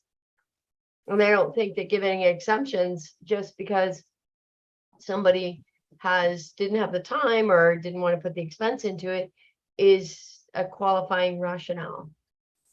So just to be clear, the waivers that we're requesting are not under the land clearing section of the regulations. We comply fully with that section. That's the section. And basically the site plan review is the object that allows the land clearing permit to be issued, is through site plan review. And I so understand that. we've tried to address what we can under the site plan review for a general project, which is, again, usually they're asking for special waivers and zoning, all sorts of odd things and unique circumstances, just because of the nature of the lot. Here, we don't have any of those. We just have a single family lot that happens to be over 20,000 square feet. So we're focused in on the land clearing and disturbance section Right. to make sure we comply with all those things. So that's the way we see this application is the application's focus is on that. And again, we can definitely address the issue with the driveway being a steep slope. I think we can shallow it out and get it under 14%. We can definitely provide at least 1 inch of recharge if that's enough for this board to think about from regards to managing the stormwater. We can definitely provide a little more information on the landscaping. We can definitely provide the board with the butter location around the property, so that's clear. I think that information we can definitely provide to provide the board enough information to feel like they can make a decision, particularly under the land disturbance permit language, which was our purpose in filing here. So that, just to be clear. No, I understand that. Okay, any other board comments?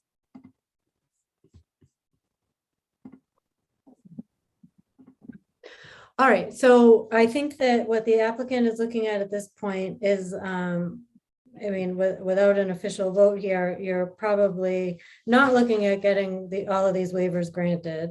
It seems like the board does want to see a stormwater management plan.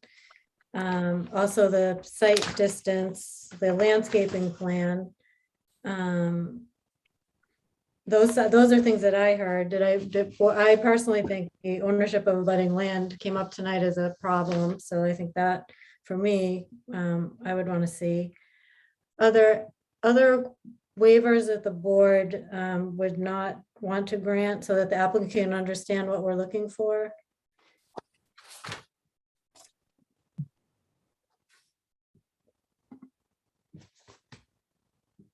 I'm just looking through them again. Because there's quite a few.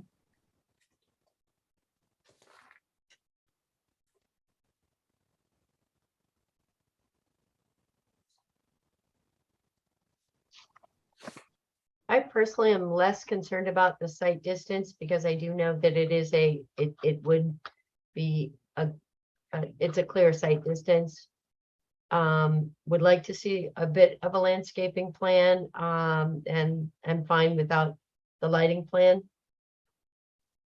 I think we can get those later if we need to.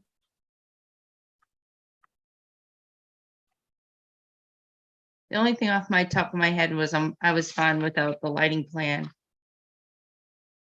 But I would like to get approval from the town engineer that the site distance is fine.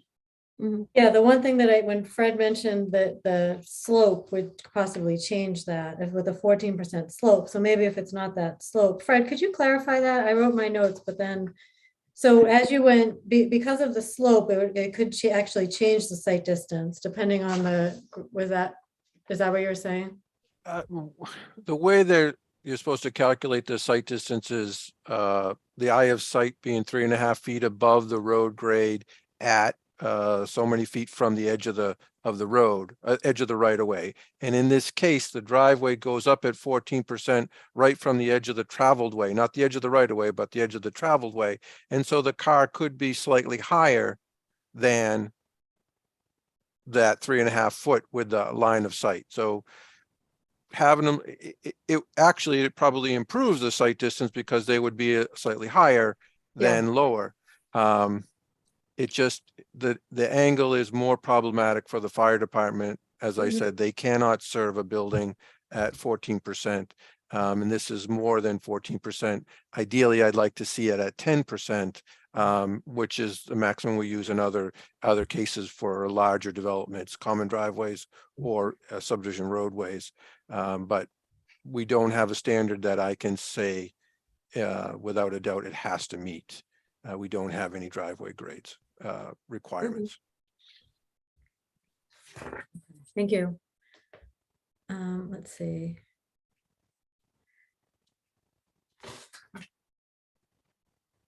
And the rest are actually just comments, not waivers. Okay. So it sounds like waivers that the board, or majority of the board anyway, that didn't have as much concern with was the lighting plan, didn't seem to be as concerning. It sounds like Amy and I had a site distance concern. Anthony or Bill, any comments from you on that one? No, I don't think so. No, I mean, Would the only you- other thing that I was, again, it's the tree study, if that's a part of this, I'm not so concerned about. Okay. I'm just trying to catch them all. This waiver is not applicable. The location of groundwater and floodplain, it seemed like we have that in a separate plan, Lori. That's all in a separate plan. Is that adequate? Yes, I'm satisfied with the this plan right here. I think it adequately shows the location of the flood zone as well as the groundwater protection area. Okay, so those, any board members feel that that is a concern? I don't personally, or at this point. Okay, so it sounds like, are there others that would like to see the ownership of abutting land, or is that just me? I'm just trying to give a sense of majority versus singular. Yeah, I would like to see that. I think that's helpful. I'd agree. Okay. So with groundwater floodplains covered, it sounds like the 50 feet of southern property boundary is no longer applicable. The trees, so Anthony's not necessarily concerned about that. Any other board members feel, again, you're not bound to this. I'm just trying to give a sense of majority or not. What was the criteria? This is where you do the 10 inches in diameter, so. Yeah, I think we all understand that it's going to be a clear cut, and, finding the trees that are more than 10 inches at breast height, I don't know if that's really going to make that much of a difference. Okay, does anyone disagree with that? Oh, Laurie, you're raising your hand. Yeah, the area of particular concern for me is the open space area along the frontage. Yep. There's a lot of invasives along the property frontage, and I wasn't clear when I went out to the site whether the invasives are within this this limit of work area that's excluded from the limit of work, or whether that's a location where there are existing trees. So I, in particular, are interested in the identification of any 10-inch trees in this area along the frontage. I would agree with that. Okay. Yeah, that makes sense. It may also be appropriate to locate any significant trees along the limit of work where the cutting is going to be, especially in the back of the lot. So if there are 10-inch trees right along where the orange construction fence is, and they start to cut, then those trees are subject to removal or failure or death. And that might be an area where some small tree wells or a small retaining wall might be a good option to allow that tree to stay, if there's some way to, but you wouldn't know that unless you do the survey, at least along the limit of work along the rear of the behind the house. Okay. Okay. That makes sense.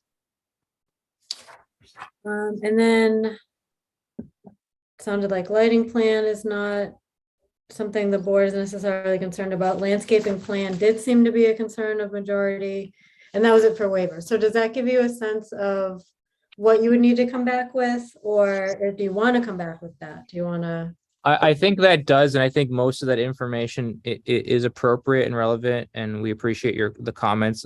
Again, just we want to feel that we have a confident thing in the sense of we can definitely do 1 inch of recharge and provide the calculations on how the systems were sized to recharge that. But we don't really feel like going through a full-fledged stormwater study is necessary. We'll definitely provide you calculations on the size of the systems, how they capture that 1 inch, how they're going to how they're going to do that, how they're going to function, have an operation maintenance plan, and how those will be maintained. I think that's something that we can definitely do, but it's definitely going to be a smaller, definitely package of just information on how they were sized, how they're going to function and be maintained versus a full-fledged study of pre-posts and everything else. I think that's something we could definitely do. Everything else you've listed, I've got them all down, and we can definitely get those addressed, and we appreciate the board's comments. So Fred, does that give us, based on what the applicant's saying, does that solve for the problem or not necessarily? Not completely. I still expect to work with Laurie and come back with amendment to the planning board rules and regulations to remove that exemption that's indicated in the stormwater handbook and make it a requirement going forward. I would like to see as a minimum what the increase, if any, or I'd like to see no increase in runoff coming off the site at the driveway or the southerly end of the property, so that the water is not increasing coming off the site at those two locations where it sheet flows out onto Crawford Street or into the right of way. Specifically the driveway and the lower corner in the site plan that's on the screen now.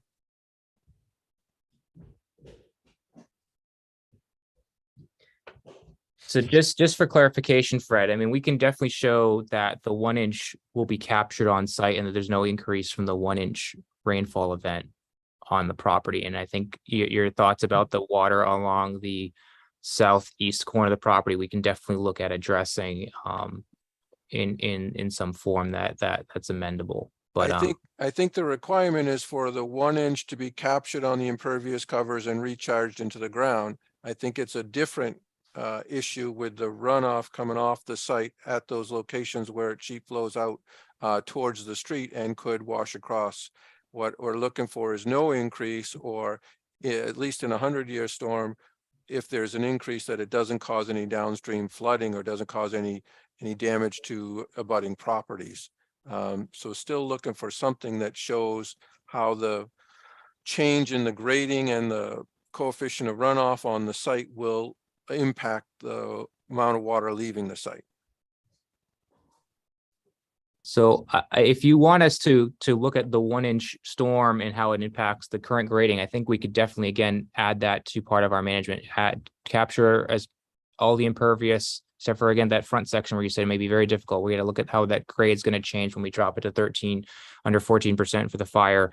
But I think we can definitely look at how we can capture any increase from the changes in the lawn areas on site for the 1 inch storm. But I think going above the 1 inch storm, the effort is significant. We probably have to disturb more land, which means we wouldn't even be before this board. We'd go before the Conservation Commission. And so I think at this point, our goal is to provide some sort of mitigating measure. Again, that's something that is dealing with impervious surfaces and runoff on the site post-construction under the land disturbance section of the regulations. But again, if 1 inch off the entire site, I think we can look at pre and post for the 1 inch storm and make that a balance. I don't find that the 1 inch storm is adequate. The 1 inch storm, the 1 inch rainfall event is not even a 2-year storm. It's a lower intensity storm. It's not all of the drainage and the stormwater management starts at a 2-year storm, which is 3.3 inches of rain. So I don't think 1 inch is adequate. It may be okay for, capturing runoff from the roof and the gutters and the downspouts on the building and whatever you can do on the driveway, but I don't think it's adequate for this runoff from the site, and would encourage the board to ask for more. Okay, so board members, what's your preference? Me, I think we should stick with the stormwater management plan design and calculations that are called for in the bylaws. I agree. Yeah, I would support that as well. So any other comments on that? I see Lori has her hand up. I don't know. Oh, I'm sorry, Laurie, is that from before or new? Sorry, that was from before. I'll take it down. Okay. So we appreciate Fred's comments and we'll take them under advisement. Okay, so do you want to, then I take it, we need to continue. Yes, please. Okay, and then in terms of continuing, do you want to, our next meeting is only a couple weeks away. So I don't know, timeline wise, is that enough time for you to go back and take a look, or do you need more time than that? When is the next meeting? What's the date? Lori, what is that? The, October 18th, and the meeting after that is November 1st. I think And our October 18th was already pretty full, wasn't it? No, well, just zoning bylaws. That's Oh, all. we can continue to November 1st. That way there's less concern with the agenda on the 18th. That also just ensures that we have enough time. So continuous to November 1st is fine. okay, is there anything else that night, Lori? Or we can just continue to 6 p.m.? The only thing that we have on the agenda for that night is 180 Barefoot. Continuance from a few months ago. Oh, yeah, got it. Okay. Okay, so why don't, at this point, I will entertain a motion to continue the public hearing for 317 Crawford Street site plan approval for site disturbance of 42,500 square feet of land area to November 1st at 6 p.m. At 6 p.m., is that right? We may possibly have 180 Barefoot, but of course I do expect them to withdraw. Right. So we could have two items at 6 o'clock, or you could just continue this one to 6:10. Okay, I'm gonna gamble and go for 6 o'clock. Do you think that's a smart gamble? Sure. Okay. Only 10 minutes. Right. You can actually advertise them both at the same time and take whichever one you like at the night of the meeting. All right, so why don't we continue to November 1st at 6? Is there a motion to continue to November 1st at 6 p.m.? So moved. Second? Second. Okay, all in favor, Millie, Aye. Bill, Aye. Amy, Aye. Millie? Oh, I'm Aye sorry. again. Yep, Anthony, Still Aye. aye. carries an aye. Okay, so that'll be continued to November 1st at 6 p.m. Thanks so much. Thank you so much. Have a good night. Thank you. Thank you. Okay, next on the agenda, we have the continued public hearing for 100 Barefoot Road special permit and site plan approval. So Millie, I believe this is the one you recuse yourself from. Yes, it is. Okay, so if the minutes could reflect that Millie Milton recused herself from this hearing, and we will note when she returns back to the meeting. Bye-bye. Do we have, Vito, do you have anyone else on your team coming tonight? Yep, there's Dario Demer, John Manuel Rose, and I think that's it over there, just those two. Okay, great. Hold on, I gotta switch over my materials. Okay, great. So we have some revisions and updates. Did you want to speak to those? Sure. So I think since Go up on the camera. oh, I can just share my screen quickly. I'll just get there. Okay, so since actually last time, I think one of the things we were waiting for was actually the lighting plan. We had gone through the site plans, all the revisions last time. I can go through anything that anyone wants to recap. I can certainly go through that. But I think one of the bigger things we were just waiting on was the lighting plan, which I just brought up here. Some of the revisions that were asked for were just related mostly to this front driveway right in here. And previously there was no lighting proposed out there. It was all focused on the parking areas. But the lighting designer has added a light up in the front here, which will light up this front driveway, while also limiting the cutoff to 0 at the property lines. So they proposed that light up in the front. So I think that was kind of the last revision item that we needed. The other item was that Lori was drafting up the draft conditions of approval that she sent out, and we've gone through them and the applicants reviewed them and didn't see any issues with any of the conditions that had been proposed by Lori. I think that was all the changes that we had from last time. There weren't really any changes to the site plan itself. It was more getting that lighting plan submitted and time for the draft conditions so they could be reviewed. If you want me to go through the site plan a little bit, just to recap, I can certainly do that. Just let me know. Wait, just light, were we doing landscaping too, or just lighting? I thought it was just the lighting because the landscaping, I believe, was in. If it wasn't, I just trying to refresh. Maybe it came in right the last minute. But this was the updated landscaping plan. And essentially it was just updated to coordinate with the removal of some of these parking spaces along this edge. And then the retaining wall that was added along in here. And then some of the removal of parking down in this area. So it was more just coordinated and updated with the most current site plan. Okay. Any questions, board members, on this item or the lighting or landscaping? The only outstanding things I actually had landscaping, the photometrics, and then the stream. Mhm. So it looks like Concom, that goes to Concom at some point. Yep, and we met with Concom for the RDA just to confirm that that is an intermittent stream.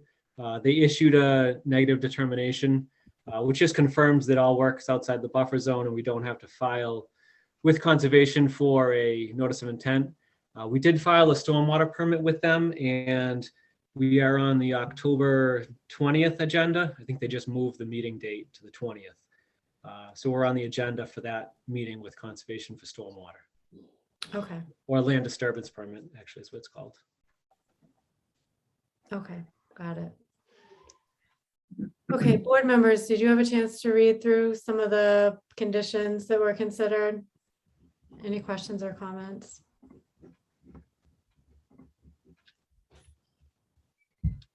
Nope, I would assume staff, everybody in staff reviewed it and all their concerns were covered. I think the DPW and Fred, everything was covered. Yes, I made sure to include the comments from the fire chief as well as DPW director. And of course, Fred has reviewed it and made sure that the conditions that he suggested are correct. Thank you. Could you just remind me, I'm sorry, this is a special permit because, is a use special permit? Yes, it's because of the warehouse use. Okay, And then it's also site plan review. okay, got it. Thank you.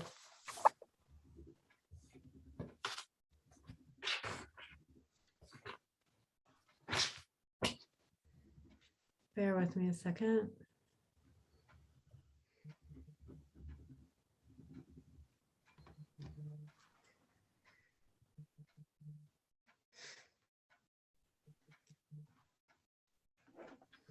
Okay. Okay, any other further comments from staff? I'm sorry, from the board or staff? I actually just had one thing. In the decision under number 1, in its Roman numeral 4, let's see, on page 6, where it says prepare and submit a completed operation and maintenance inspection report to the town engineer. And originally it said prior to the issuance of an occupancy permit.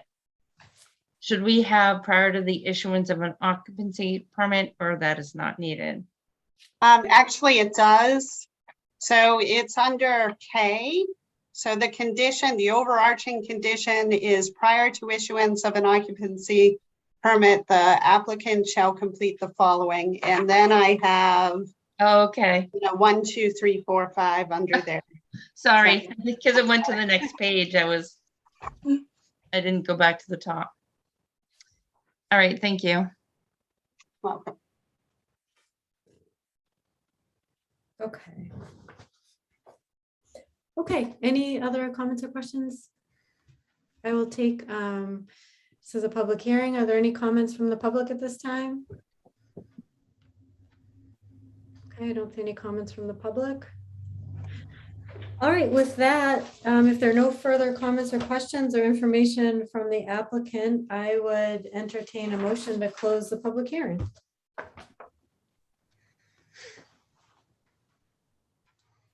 Can I say so move to that one, or do you want me to read out a motion? No, just motion to close the public hearing if you're just, Okay, so moved. okay, second. Second. All in favor, Bill, Aye. Amy, Aye. Anthony? Aye. And carries an aye. Okay, so at this time, the hearing is closed. And so why don't we start our deliberations? And what we have on the table here is, number one, we have a waiver request. So that was a waiver from Rules and Regs 7.2C.19. And nope, I'm on the wrong one. That was they do have a waiver. Yep, from 7.2C, requirement to submit a site plan at a scale of 1 inch to equals 40 feet. The plan is at a scale of 1 to 30 instead. Any comments or issues with that? Okay. In terms of the special permit, so this is for use. Laura, you said warehouse.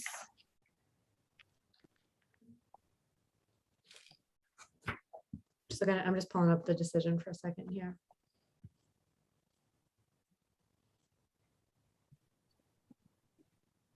Okay, so we're in the special permit 7-05-030 table of uses. Why don't we talk about the criteria? Any comments in general?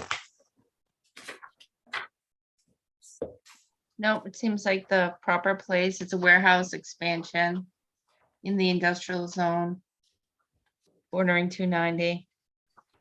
So it seems like it's an appropriate location. Okay.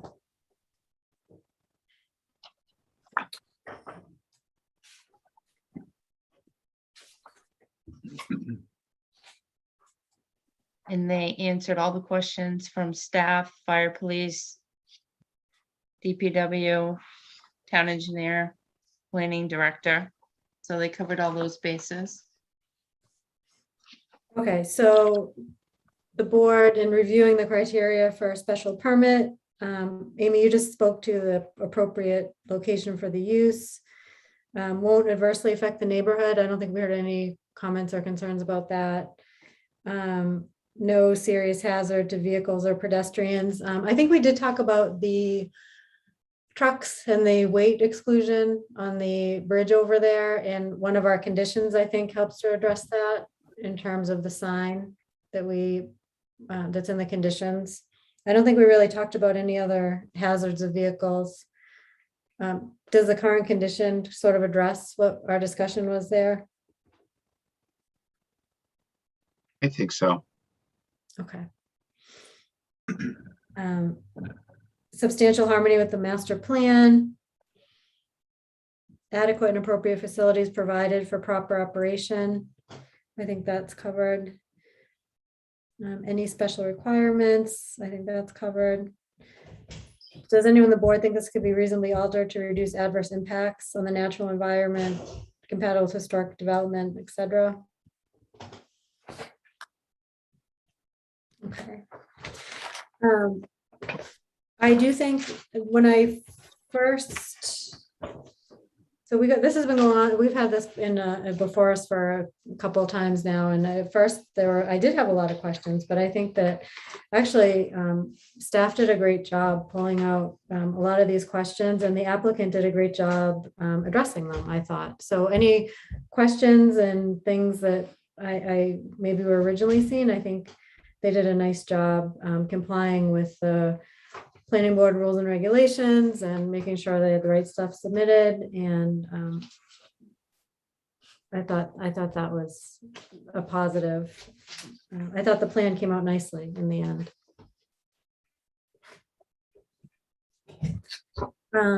Any other thoughts or concerns on the special permit? No. Okay. For the site plan criteria. So if we look at our site plan criteria for 7-03050. Meets requirements of the bylaw. I won't read everything in full if everyone has their bylaws book open. Given location, type, extent of the land, this plan couldn't reasonably be altered to reduce clearing or grading on the site, reduce risk of groundwater contamination, etc. Improve pedestrian, bicycle, or vehicular safety. Again, I think we addressed that in the comments. Improve access to each structure for fire and other emergency service equipment. I think we got a letter from the fire chief that said the plan was okay. Reduce visual intrusion, achieve greater consistency with surrounding areas. Reduce glare from headlights. I don't think that was an issue there. Avoid removal or disruption of historic, traditional, or significant structures. Reduce obstruction of scenic views. And there are no variances. There are no variances on this plan, I don't think, in general. Any criteria that we don't feel was met as part of the site plan?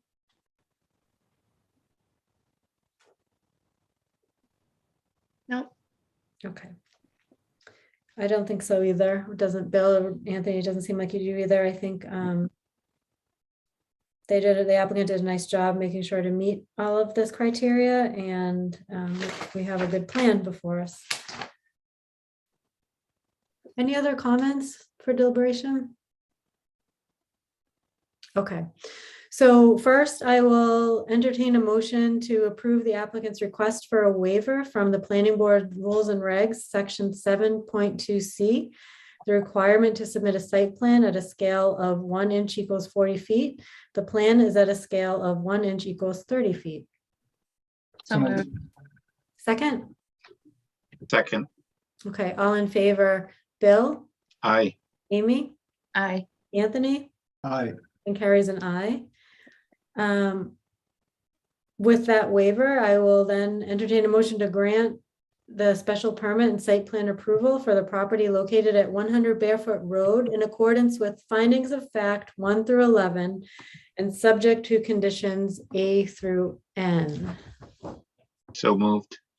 Second. Second. Okay, motion's been made and seconded. I just want to double check. A through N is accurate.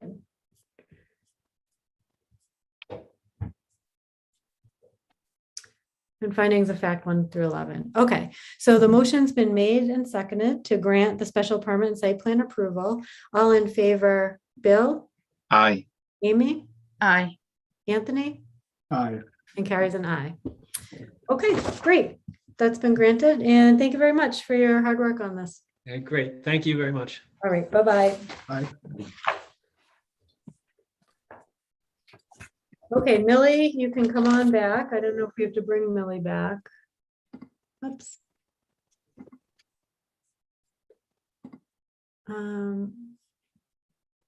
Millie, there she is. Okay, and for the purpose of the minutes, Millie Milton has returned to the meeting at 8:07. Okay, we have no more public hearings. We've moved on. Is that correct? We're moving on to old new business.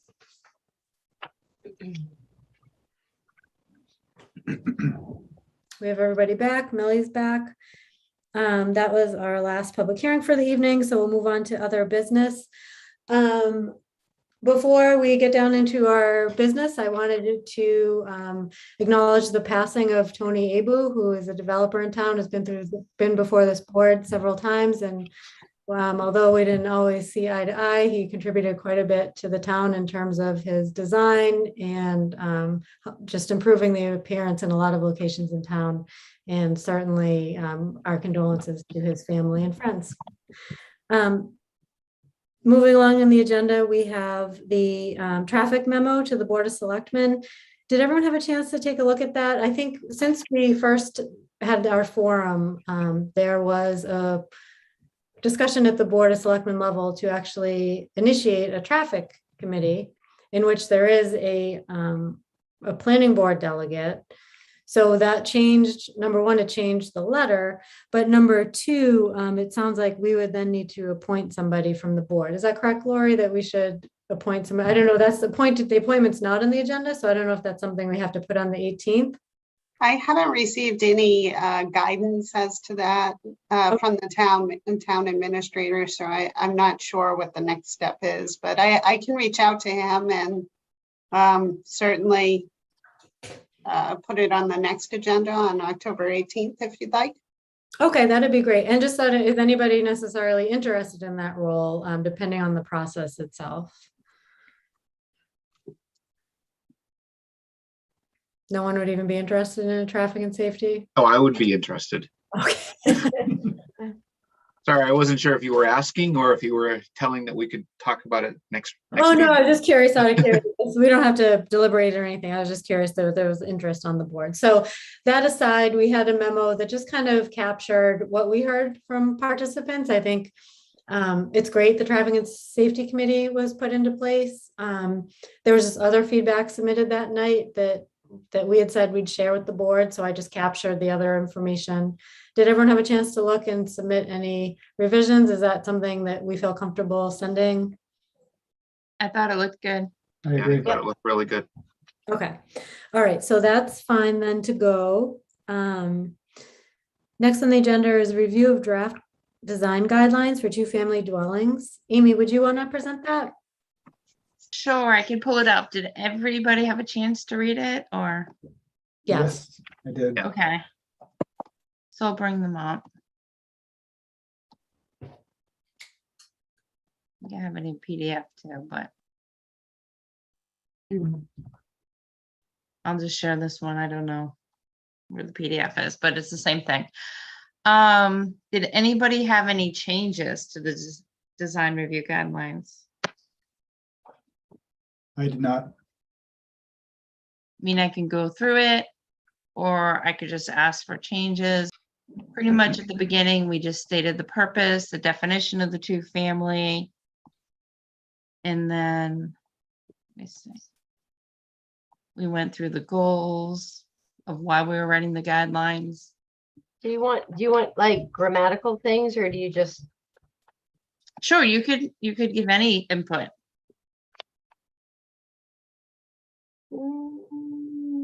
Oh, yours is different than mine. Yours has corrections already on it. That's funny. I don't know. Does yours have pictures, Millie, like this right here? Yeah, it does, but a couple of places, the two-family doesn't have the hyphen, but I think Yeah, it looks like I we think have it's- the one from 6:30. I probably do. Yeah. Well, no, it says September 2022. Oh. But it might be just the way my printer printed stuff without, because yours is on a, your two-family ends at the end of a sentence, and mine doesn't, but it's fine, it's fine. Couple other things, but it's fine. So, Well, if you have them, you could send them over and we could double check with what you have. You must have the PDF. Yeah, okay. The version that I sent out today should have been the one that has September 2022 draft on the top. Oh, but you know what? The second Oh. page on mine has Ah, April 22 draft. yes, you're right. It has a different date on every single page. One Whoa. says May, one says April. Sorry about that. I didn't notice. I'm like, wait a minute. So I'll just pull this one up. I do think this might be the Fine, final. I don't know. all right, well, either way, so this is, you guys have put a ton of work into this. It's been a long time in the making. This bylaw went into place probably 2018, 2019. So we've been 2018, yeah. 2018. So this has been a long time in coming.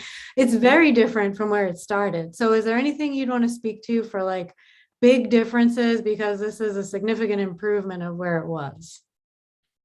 Well, the main difference was we took out a lot of the pictures because a lot of the pictures at the beginning were more like Boston area and two families like where they were, it didn't fit the suburbs. So a lot of pictures came out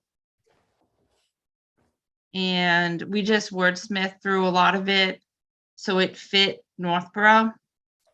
I don't know, Lori, can you think of anything? Off the top of my head, we worked on it quite a bit, so nothing really stands out except for, you know, we might have changed sections where there were ideas, and I really can't think off the top of my head other than the pictures, but we wordsmith a lot. Yeah, we did add a couple of new sections. We added a landscaping section as well as exterior lighting. And like Amy said, we did do quite a bit of wordsmithing, so quite a bit of it has changed from what you saw originally. Yeah. We just really framed it towards Northborough, but it wasn't anything major, I don't think. But there were a lot of good ideas. I don't know.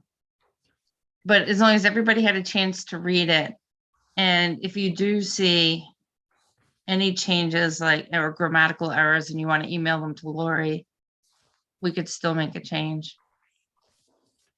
I mean, just a couple of things that I think were minor. I think you actually passed one when you were scrolling through that it would just be easy to correct, but Oh, nothing. sure.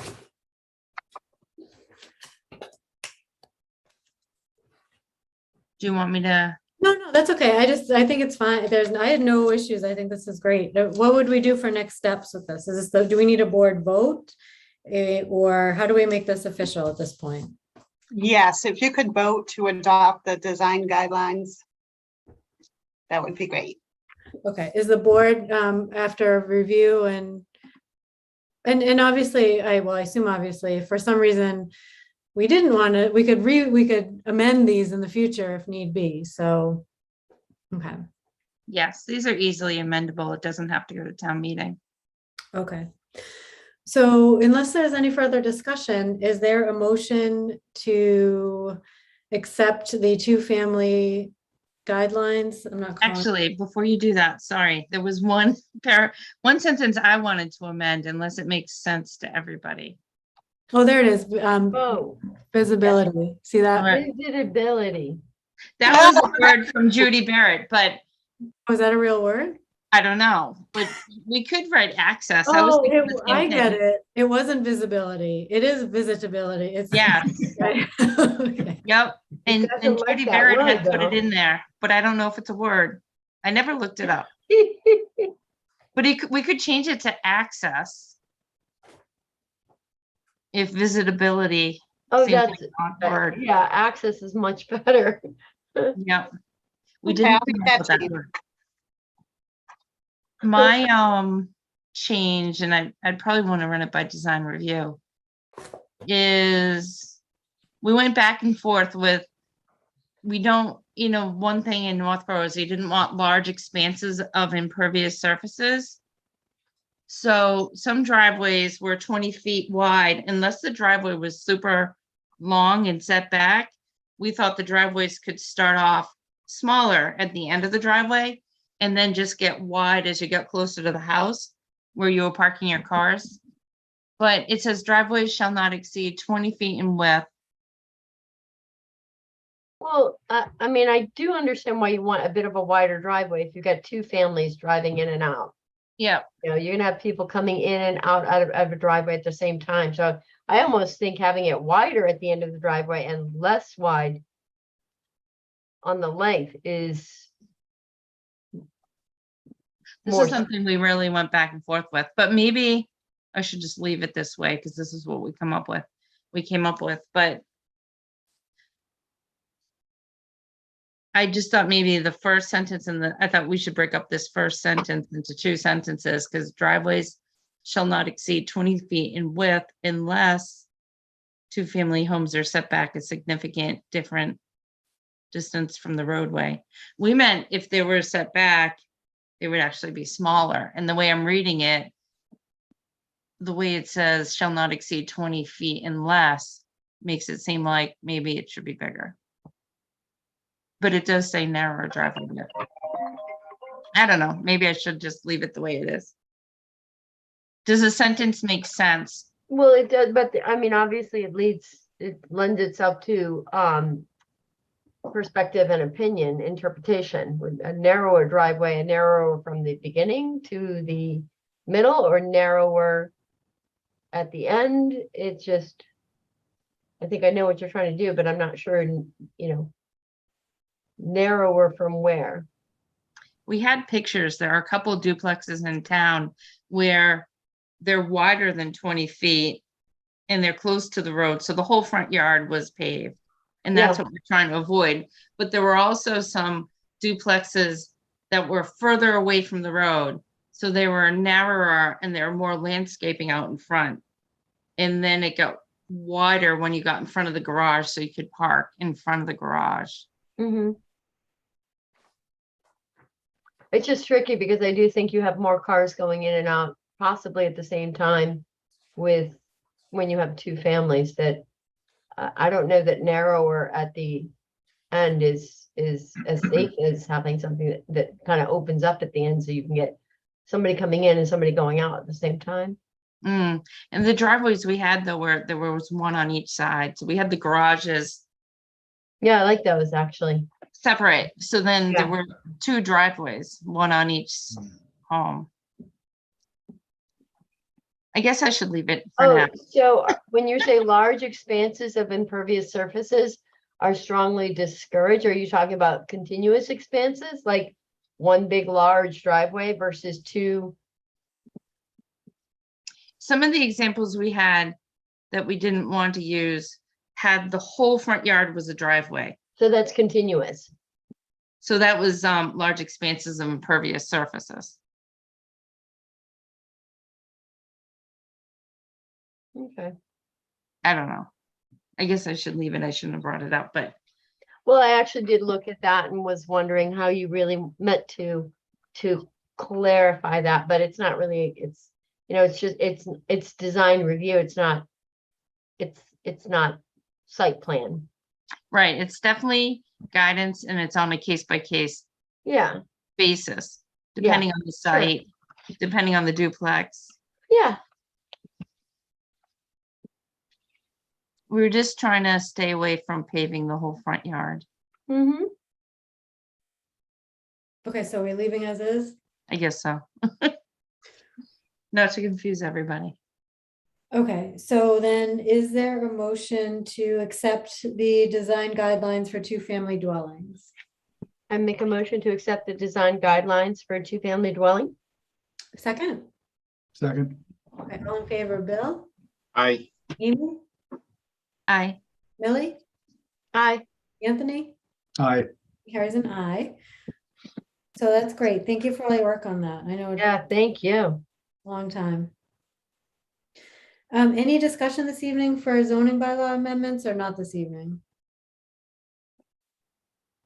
I did add an existing, another zoning bylaw change, but I thought that we could discuss those at October 18th.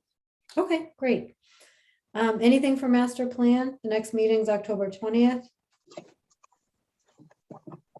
There was a site walk last week. Millie and I both couldn't attend, but Lori was there and the consultants were in town and they walked the downtown. And maybe Lori, do you have a little update on it? Sure, I'm sorry. Yeah, I think that it went really well. There were quite a few members of the consultant team that attended the walk, and I believe there were maybe 5 people from the committee, as well as the chair of the Board of Selectmen that attended. There was a lot of vibrant discussion back and forth, some ideas thrown around about potential reuse of certain areas, and so I think it was really helpful for everybody who attended to do the site walk. And I did actually just before this meeting receive the results of the downtown survey. And I believe there were a total of 501 responses. So that was pretty good. And they did provide some analysis, but I didn't have the time to really go through it as of yet. And it's still open, right? Until November? Yep. Yeah, I can't really remember exactly what the deadline is. Actually, I might have even put it on here. No, I did not. I still have to do mine. But for anybody watching, I think it was still open to like November 15th. Yep, it is. Okay. So definitely, please get your responses in. The more responses we have, the better quality the output will be. So definitely want to hear your thoughts. That's great. Okay, we have the A&R for 75 Ridge Road. Do you want me to bring that up, or Lori, did you want to speak to that at all? There was just one issue with the A&R that I already spoke with the engineer about, and this was something that Fred brought to my attention. So one of the conditions of approval for 75 Ridge Road was that they mark the easement corners with concrete bounds, but unfortunately they mark them with iron pins. So the lot corners were also marked with iron pins, and we had wanted to differentiate between the easement boundary and the lot boundary. So we asked them to modify the plan so that it would conform to the decision and show the easement in the concrete bounds. So they agreed to do that. So we expect a revised A&R tomorrow morning. So what I would ask is that when you make your motion, if you could just mention the modification of the easement boundary bounds to concrete bounds instead of iron pins. And then, of course, we will verify that that is done correctly before we'll have you come and sign the Mylar, Carrie. So then this would no longer be last revised on July 19th. Would it have a new revision date? You know, just to make it less confusing, I asked them to use the original revision date as referenced in this motion, because I wanted to make sure that the meeting minutes reflected the proper date. Okay, so the motion would be to endorse the plan, but with the modification of concrete rounds versus the iron pins? Yes, concrete bounds. Bounds, not rounds, okay. I say so moved. Well, any question? Did everybody get to see the A&R? Do you want me to bring it up or any other questions? Obviously, the frontage is not a problem. I didn't have any questions. Okay. Okay, then, is there a motion to endorse the A&R plan for 75 Ridge Road dated May 20th, 2022, last revised July 19th, 2022, prepared by the Moore and Cameron Group Incorporated with the modification of concrete bounds versus iron pins? So moved. Second, Second, all in favor, Amy, Aye. Bill, Aye. Anthony, Aye. Millie? aye. Carries an eye. Okay, so A&R is all set, and I guess, I mean, we must have limited time. I assume they'll get that in quickly enough for us to turn it around by the deadline. Okay. Absolutely. I'll let you know when it's ready to go. Okay, great. Then we have the performance guarantee release for 454 and 469 Whitney Street. So this is the one that was on the agenda last time and I forgot about. So we got an updated interest amount. So as of September 30th, the total was $6,628.99. I doubt that there is any accumulation of interest over the last 4 days, but just in case there is, I included plus interest in the draft motion. Okay, any questions on this one? All right. Sounds good. Is there a motion to release the cash performance guarantee in the amount of $6,628.99 plus interest to Yvonne Development Limited for 454 and 469 Whitney Street? The performance guarantee was associated with an earth removal permit. So moved. Second, Second. all in favor, Bill, Aye. Amy, Aye. Anthony, Aye. Millie? Aye. Carries an eye. Okay, so that's resolved. Next planning board meeting, October 18th. Sounds like we have some bylaws to talk about at that time. And anything else? No public hearings? Nope, that's all I have on the agenda for October 18th at this point. Okay, next ZBA meeting, the 25th. Anything of interest there? Yes, we do have a public hearing on October 25th for a use variance.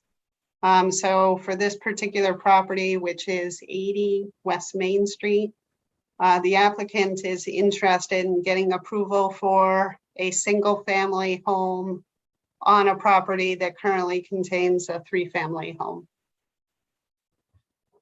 In addition to, or? Correct. So historically, they did have a small unit of about 500 square feet that was built, I believe, in 1984. And that building became inhabitable in 2008. I understand that there was a fire. So it lost its grandfathering status. So originally they had submitted an application hoping that it would be a special permit to expand a non-conforming use because, like I said, the original footprint was about 500 square feet. And they're interested in replacing that 500 square foot structure with a structure that's approximately 1,600 square feet. So that would be a use variance. And that's 80 West Main Street? You know, Fred just sent me a text and corrected me. It's 80 Main Street, not West Main Street. Okay, that makes Sorry more about sense. that. I Okay, missed wait a minute. All right, that makes more sense. Okay. So there's no site plan, it won't come in front of us for input, or?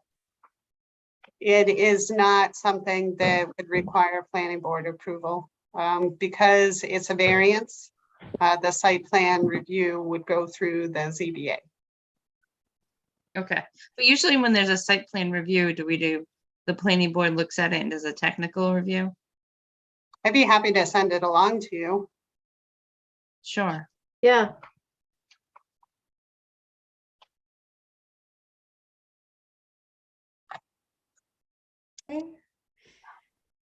There's a Northborough Dog Park Community Workshop at 6 p.m. on October 11th. Anything to say about this one? Yeah, so we hired Weston and Sampson to do a feasibility study. So under the contract, they are analyzing up to 5 different municipal sites for a possible dog park. And at the community meeting on October 11th, they are going to be going over their findings for the sites that they evaluated. And they will be collecting feedback from attendees on what sites people think make the most sense. So if you have a dog and you're interested in possibly having a dog park, then please attend. This is going to be a Zoom meeting, and we hope to have a dynamic discussion about dog park.